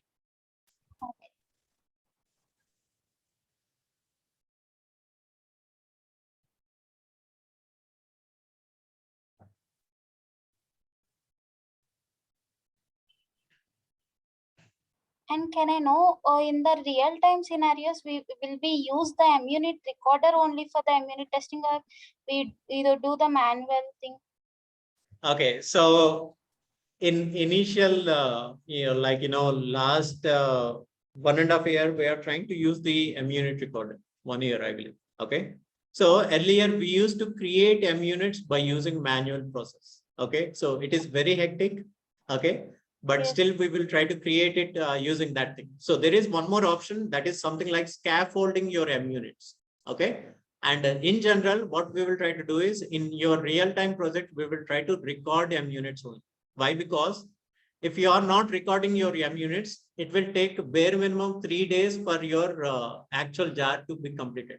So in your real-time projects, they will try to have something like 80% of the coverage they need it. Okay. And so we will try to use the anypoint, MUnit recorder. But in Okay. recorder, we And cannot we will test try to error use this scenarios. particular multiple environments, and we will try to configure these environment properties also, guys. Okay. So it is not just like, we are sticking to some environment and we will not, expose to some other environment. So we will try to tell you how to, deploy your application to multiple environments. What is the use case? How to, import it from the another environment. Okay. So all these things we will try to cover. So we'll have multiple environments, but so at least what we were trying to expect from you guys is you need to practice it. Okay. Whatever we are trying to tell you. So if you can practice it, the same thing you can, visualize that particular thing, and you can, exhibit the same thing in your interviews as well as in your real-time projects. Okay. If you don't practice it, you are just listening to the class.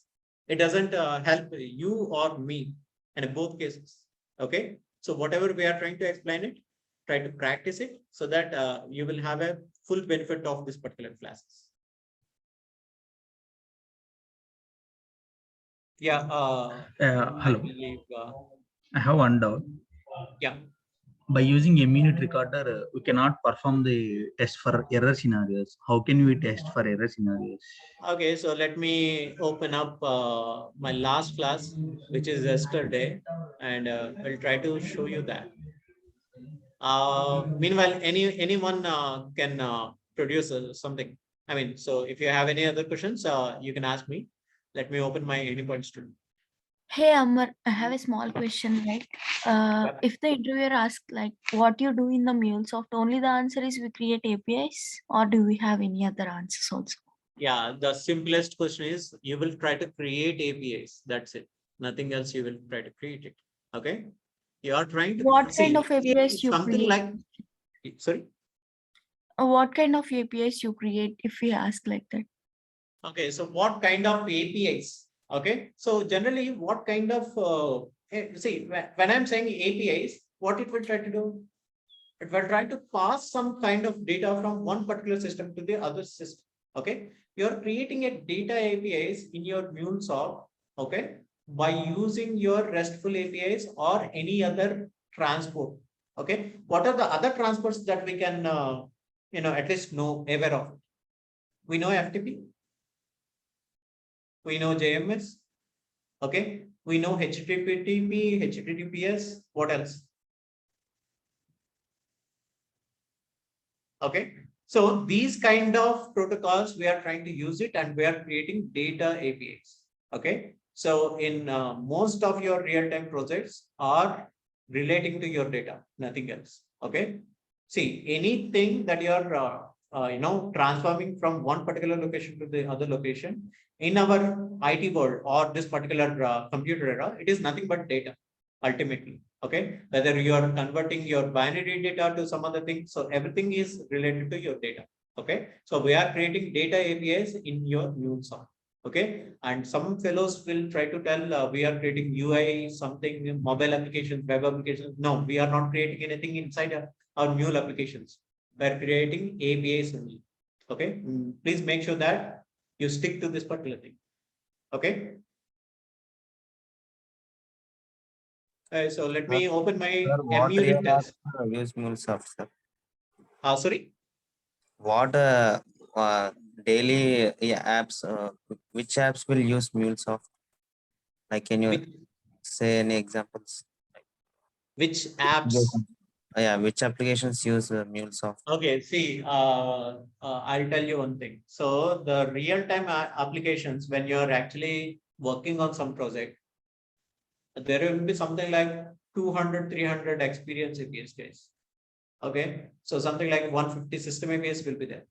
It is not a simple projects or very small projects will try to use Mulesoft or any ESP. So whenever there is a huge number of applications, there will be some Java applications, some ERP applications.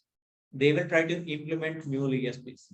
A small projects will have, but it will not have too many end systems. Okay, so ideally, when you're, someone is hiring you as a Mulesoft developer, you need to create multiple experience APIs, multiple system APIs. Okay, so in general, you need to create multiple APIs. It is not a simple, small applications or real-time applications are actually using ESPs.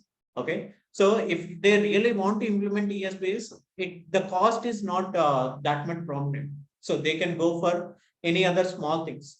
Java applications or .NET applications also, we can create data APIs. Okay, they can go for it. They will not, purchase Mulesoft or something like. They will not implement like that. Okay, so there are some huge number of external applications are there. Then only they will try to implement ESP. Not only Mulesoft, any other ESP, they will only go when they have multiple integrations that is in place. Okay, and this is one of the this thing, guys. One of the unit to create a exception scenario. Okay, so if I run this particular thing, so I need to have something like a minimum requirement of 80%. Okay, so if I'm trying to create flows for my units for my only successful case, I'm not getting any coverage. Okay, so I created some APIs or some units for failure scenarios also. You can create failure scenarios also. Okay, what you need to do is you need to throw something, okay, using your mock exception. Okay, mock when we will use it, and we are going to throw some error by default. The moment it is going to that particular component, we are throwing this particular error. So you can create both success case scenarios and failure scenarios also. You will create M units. Okay, please make sure to understand this. Okay, if you are only creating for success scenarios, you will not get 80%. You will get something like 60% or 65%. Okay, you need to cover all the scenarios. Yeah, you created this by using unit recorder only, right? Sorry. You created this error scenario also by using the recorder, right? Yeah, unit recorder also I created this thing. Okay, I modified something. Okay, so there is some modifications that we need to do, and there will be some a small shortcut also there to make sure that you got your 80% coverage.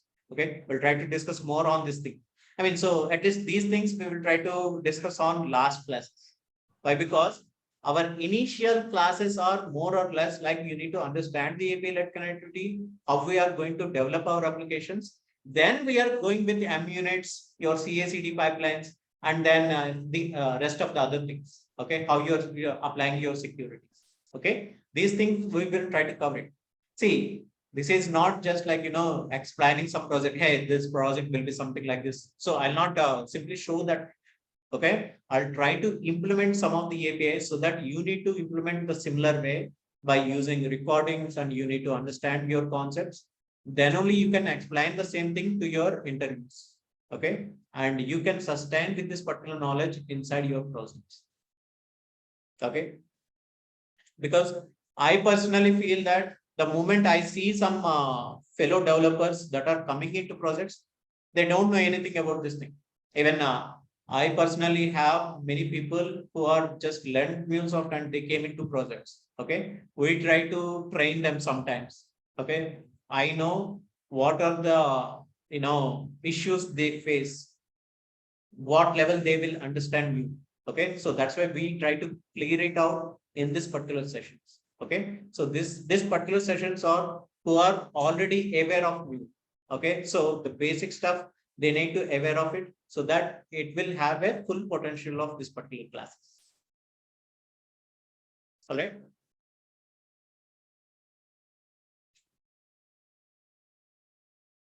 Okay, so someone is asking how to validate APIs.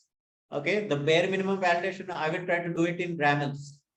That is my first point of validation that I will try to take, because API kit router will automatically do it. Okay, the next kind of validation where I will try to do, I will try to do it in data. Hello. Okay, yeah. What is the use of Mule? Now we are using Java this on. Then why we have to choose Mule? Sorry, whoever is talking here, their voice is too low. What is the use of Mule? Okay, what is the use of Mule? Okay, cool. We have Java this on. Then why? Okay, so you have your Java application. Why we are using Mule? Okay, let us say but not integration. I don't want in a single word like integration purpose like that. In a different. Okay, so Rashid, to be precise, I'm also a Java developer. Okay, so we try to create in my second company, I try to create let us say something like 12 APIs. Okay, I have done that particular thing in my 2 years of tenure. Okay, if I gave those 12 APIs in my Mulesoft, I'll try to create it within a month or something. I'll try to finish it off everything, units, everything. Okay, then you tell me now, what is the use of Mule now?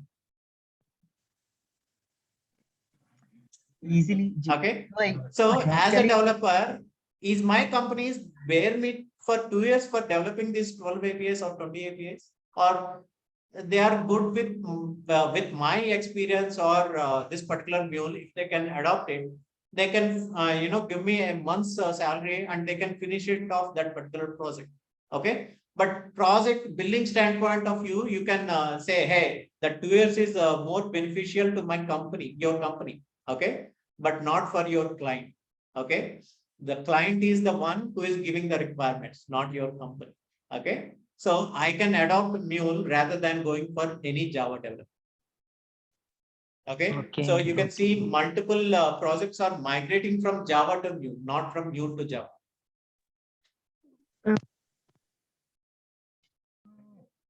Fair enough, Rashid? As a developer, hello, I'm audible? Yes, sir. Yes. I have another question. As a developer, in which part we have to implement, not exactly in the coding like that, security part like that, design part, in Mule only I'm asking. Most of the sense where most of the time concentrate. you will try to okay, most of the time you will try to focus on your designing of your ramel. The second that timeline that you're mostly, trying to, push yourself is maintaining your API, which means that you pushed it to production, okay, or else you pushed it to some environment. There you will see multiple errors, data errors, system errors, okay. You will try to focus more on not implementing it, but more or less designing and maintaining it, okay. So if someone is giving some API to ask me to implement it, I'll mostly take it something like hardly like 5 to 6 hours, hardly, okay. But to make that particular API, once I deployed it, I'll mostly try to take a week's time to fix some issues, okay, to make it ready with that, okay. So it's not just like, development that you are mostly involving it, but you are mostly, spending your time designing it and maintaining that particular API, okay. How to maintain that particular API, what are the standards that you need to apply? So we'll try to see. Thank you. Thank you. All right. Kishore will have some,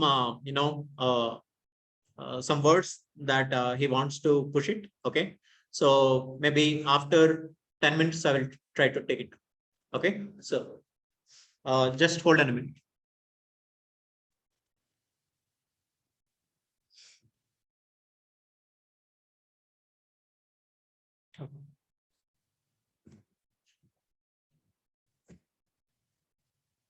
Okay, guys, thank you for attending this session. So here what we'll do, we are going to provide, everything in real time. Like initially, the moment you joined any organization, what you will do, you will get some HLD. What do you mean by HLD? High level Hello? diagram.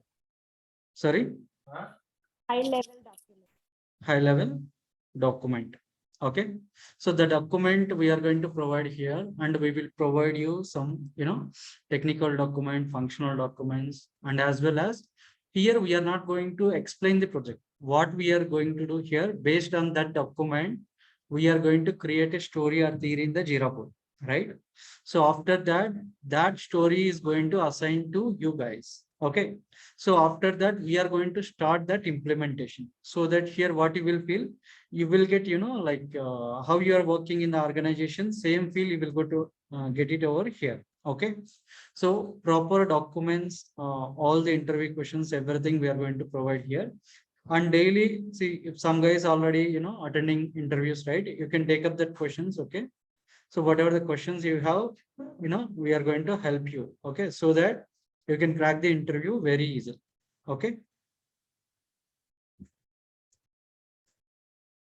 What about the fees? Okay, 1 second. I think some people joined from different group, right? Okay, for more details, so you can contact me.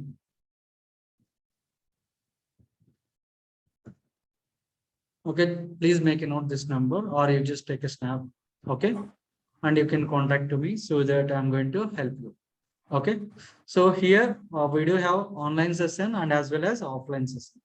So in offline session, what you will get extra benefit here. Okay, here you will get 1.5 hour extra time, so that we are going to allocate you some tasks on real-time basis, so that you can work on it. Okay, even if you take online also, we are going to give the task, but we cannot validate one by one. Okay, if you guys come here, what we will do, we are going to validate your code, whatever you wrote. Okay, whether it is RAM or whatever it may. Okay, clear? So You are from which location? Location will be Pragati Nagar, near to JNTU. You just contact to me, so that I'm going to provide this, location and everything. Okay, so Monday also you can attend one more free class. Okay, so it will be again 2 to 4 p.m. so that there we are going to showcase you the project. Okay.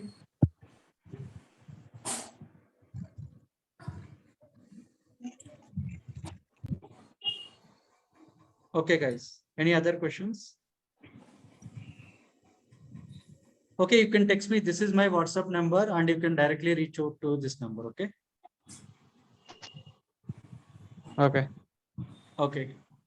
Okay, guys, thank you. I'm gonna share this, recording soon. Okay, so that you can go through this recording as. Okay. Okay. Okay, guys. Thank you. You want to share? Okay, guys. 1 second. So if you guys have any other question, you can feel free to ask me this. Okay, I'm back, and you can ask me anything.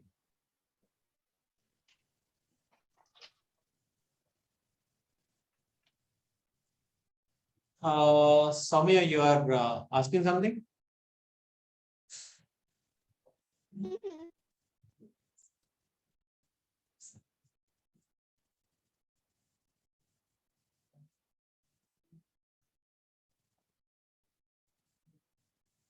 Hello, sir. Hello. Hello. Yeah, go on, Notes. Yeah. Who will validate our RAM, sir? So I personally here. Okay, so I'm going to validate it. Okay, so if you are coming to the this thing, okay, if you are coming to the offline classes, so I will be there. Okay, so I can assist you that. What's the duration of the class? See, duration depends upon so how much interest you are paying, guys. Okay, so if you are want to learn some more things, okay, so it would be something like so daily it will have at least 2 hours session. Okay, it will extend sometimes we will try to take it out something like 3 hours, something like that. Okay, but so if you are coming to the offline sessions, it is more or less beneficial. Okay, so if you are sticking to online sessions, it is something like we will try to explain something and you need to practice on your own. Okay, so at least bare minimum, it will take 2 hours of time and it will scatter something like 35 days. Okay. Only Monday to Friday, Amarnath? Yeah, mostly Monday to Friday. And if you guys are interested, so I'm happy to assist you on Saturday also. Okay. So the previous batch is fine with Saturdays. So we try to extend it on Saturdays.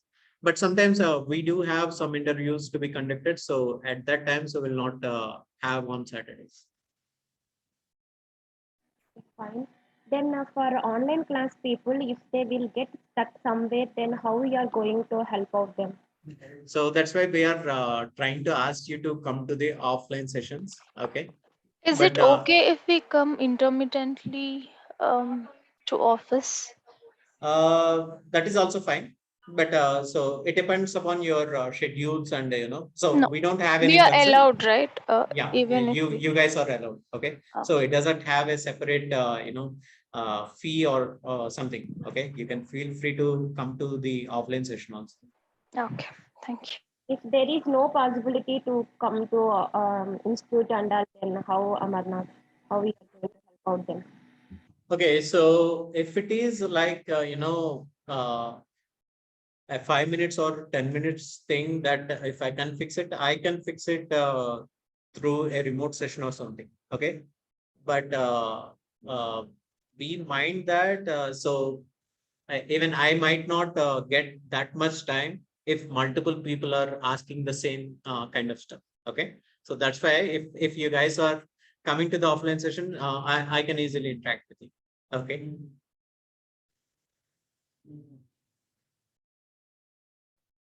Amarnath, I mean, last Yeah.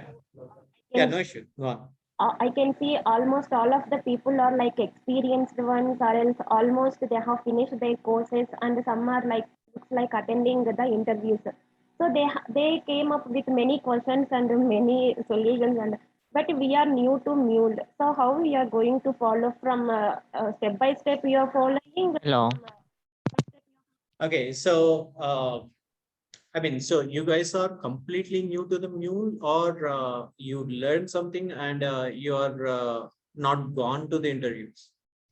Yeah, I have attended few of the classes somewhere, and also same in the same I am following the materials which we have free courses, right? Mulesoft. I know what is what. But Okay.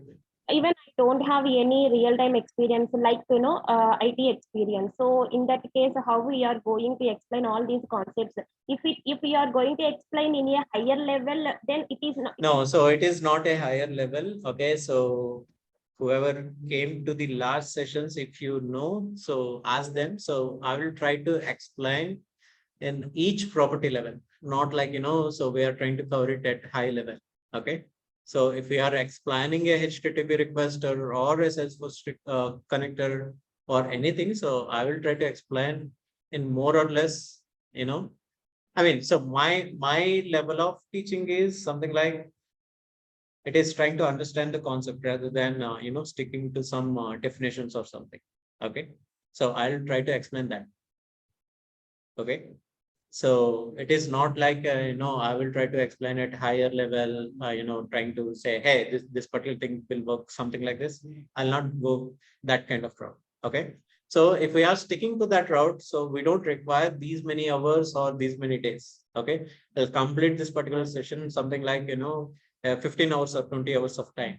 Okay, so if we are just explaining what is API and how we are creating it. Okay, so it is a full explanation, and you will not regret to attend these sessions. I'm pretty much sure. Okay. Yeah. All right. Hello. Yeah. Yeah, Amar, how can we secure our APIs other than that applying policies? See, so it will have different flavors. I mean, so who is asking this question? Okay. Yeah, Jyoti. So we do have a different mechanisms altogether, Jyoti. So in real-time applications, some will use OAuth. Okay, some will use VPCs with the IP whitelisting, IP blacklisting. Okay, some will use this particular some other mechanism, HTTPS or something like that. See, we'll try to cover the bare minimum most of the projects that we are using this particular security. Okay, so from project to project it will vary, but most of the things we will try to cover it.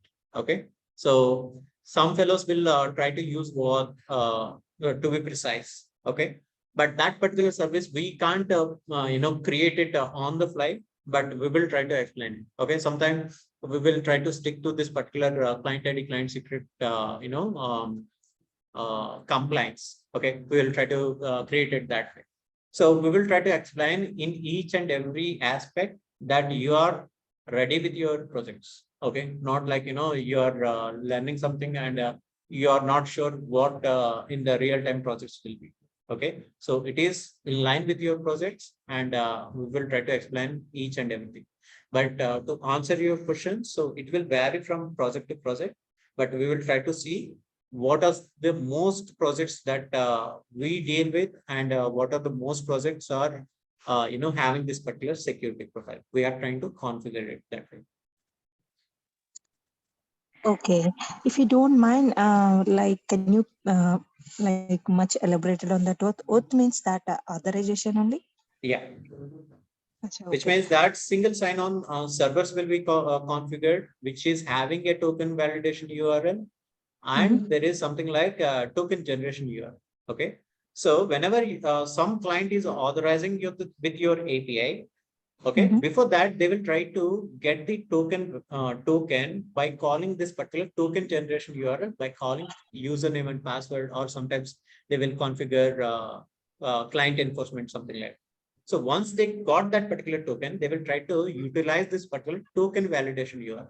Whether your user is active, your token is active, so it will try to validate it, and it will allow you to go into the Mulesoft API Git router. So this particular validation, it will try to do it before that.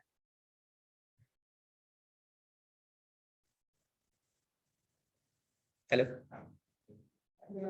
Yeah, got it. Got it. All right. Hello, Amar. Yeah, I Rishi. have another question. Right, I am a tester. I have ISTQB certification. Okay. In Mule, is any certification like that to do international standard level? I mean, so we do have Mulesoft certifications, but to be precise, so I'm not sure what your certification is meant for. International, like I done international software testing qualifications. Okay, so we do have something like a different level of certifications. Okay, whoever is asking this question. Rashid, So yeah, Rashid. So we do have architect level of certification where you need to create this particular architectural law. Okay, it's all about like how you are designing your APIs. Okay, there will be something like a developer level of certifications where we have our so it is mostly concerned about your developer fundamentals. Okay, recently they adopted something like MCD level 2. So till now what we are aware of is MCD level 1 certification. Okay, so there is something like MCD level 2 also. Okay, and so there is something like platform architect. Okay, so these are like so it is not only valid for India or something like, so it is validated across your board. So it is something like a certification is not meant for something like a country specific. It is meant for all. Okay, so you can do that particular certification, but if you are going with a developer role, so you need to have something like a MCD level. Okay, so it is not mandatory, but whenever some companies will try to ask you this to filter out the profiles. Okay, so because most of the people will try to learn something from outside, so they do have this particular filtration.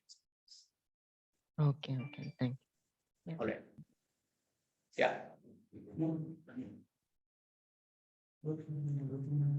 So how many projects are you planning to explain? Okay, so I will try to explain like 9 different APIs, 6 different APIs on one particular project. Yeah, sorry.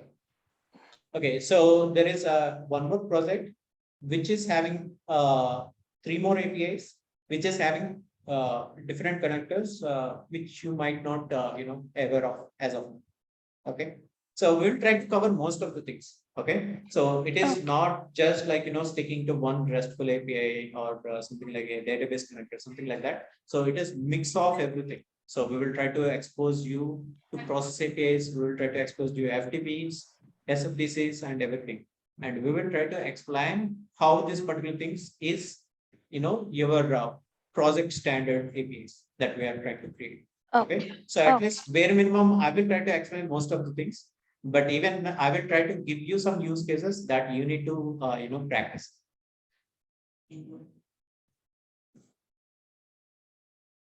All right.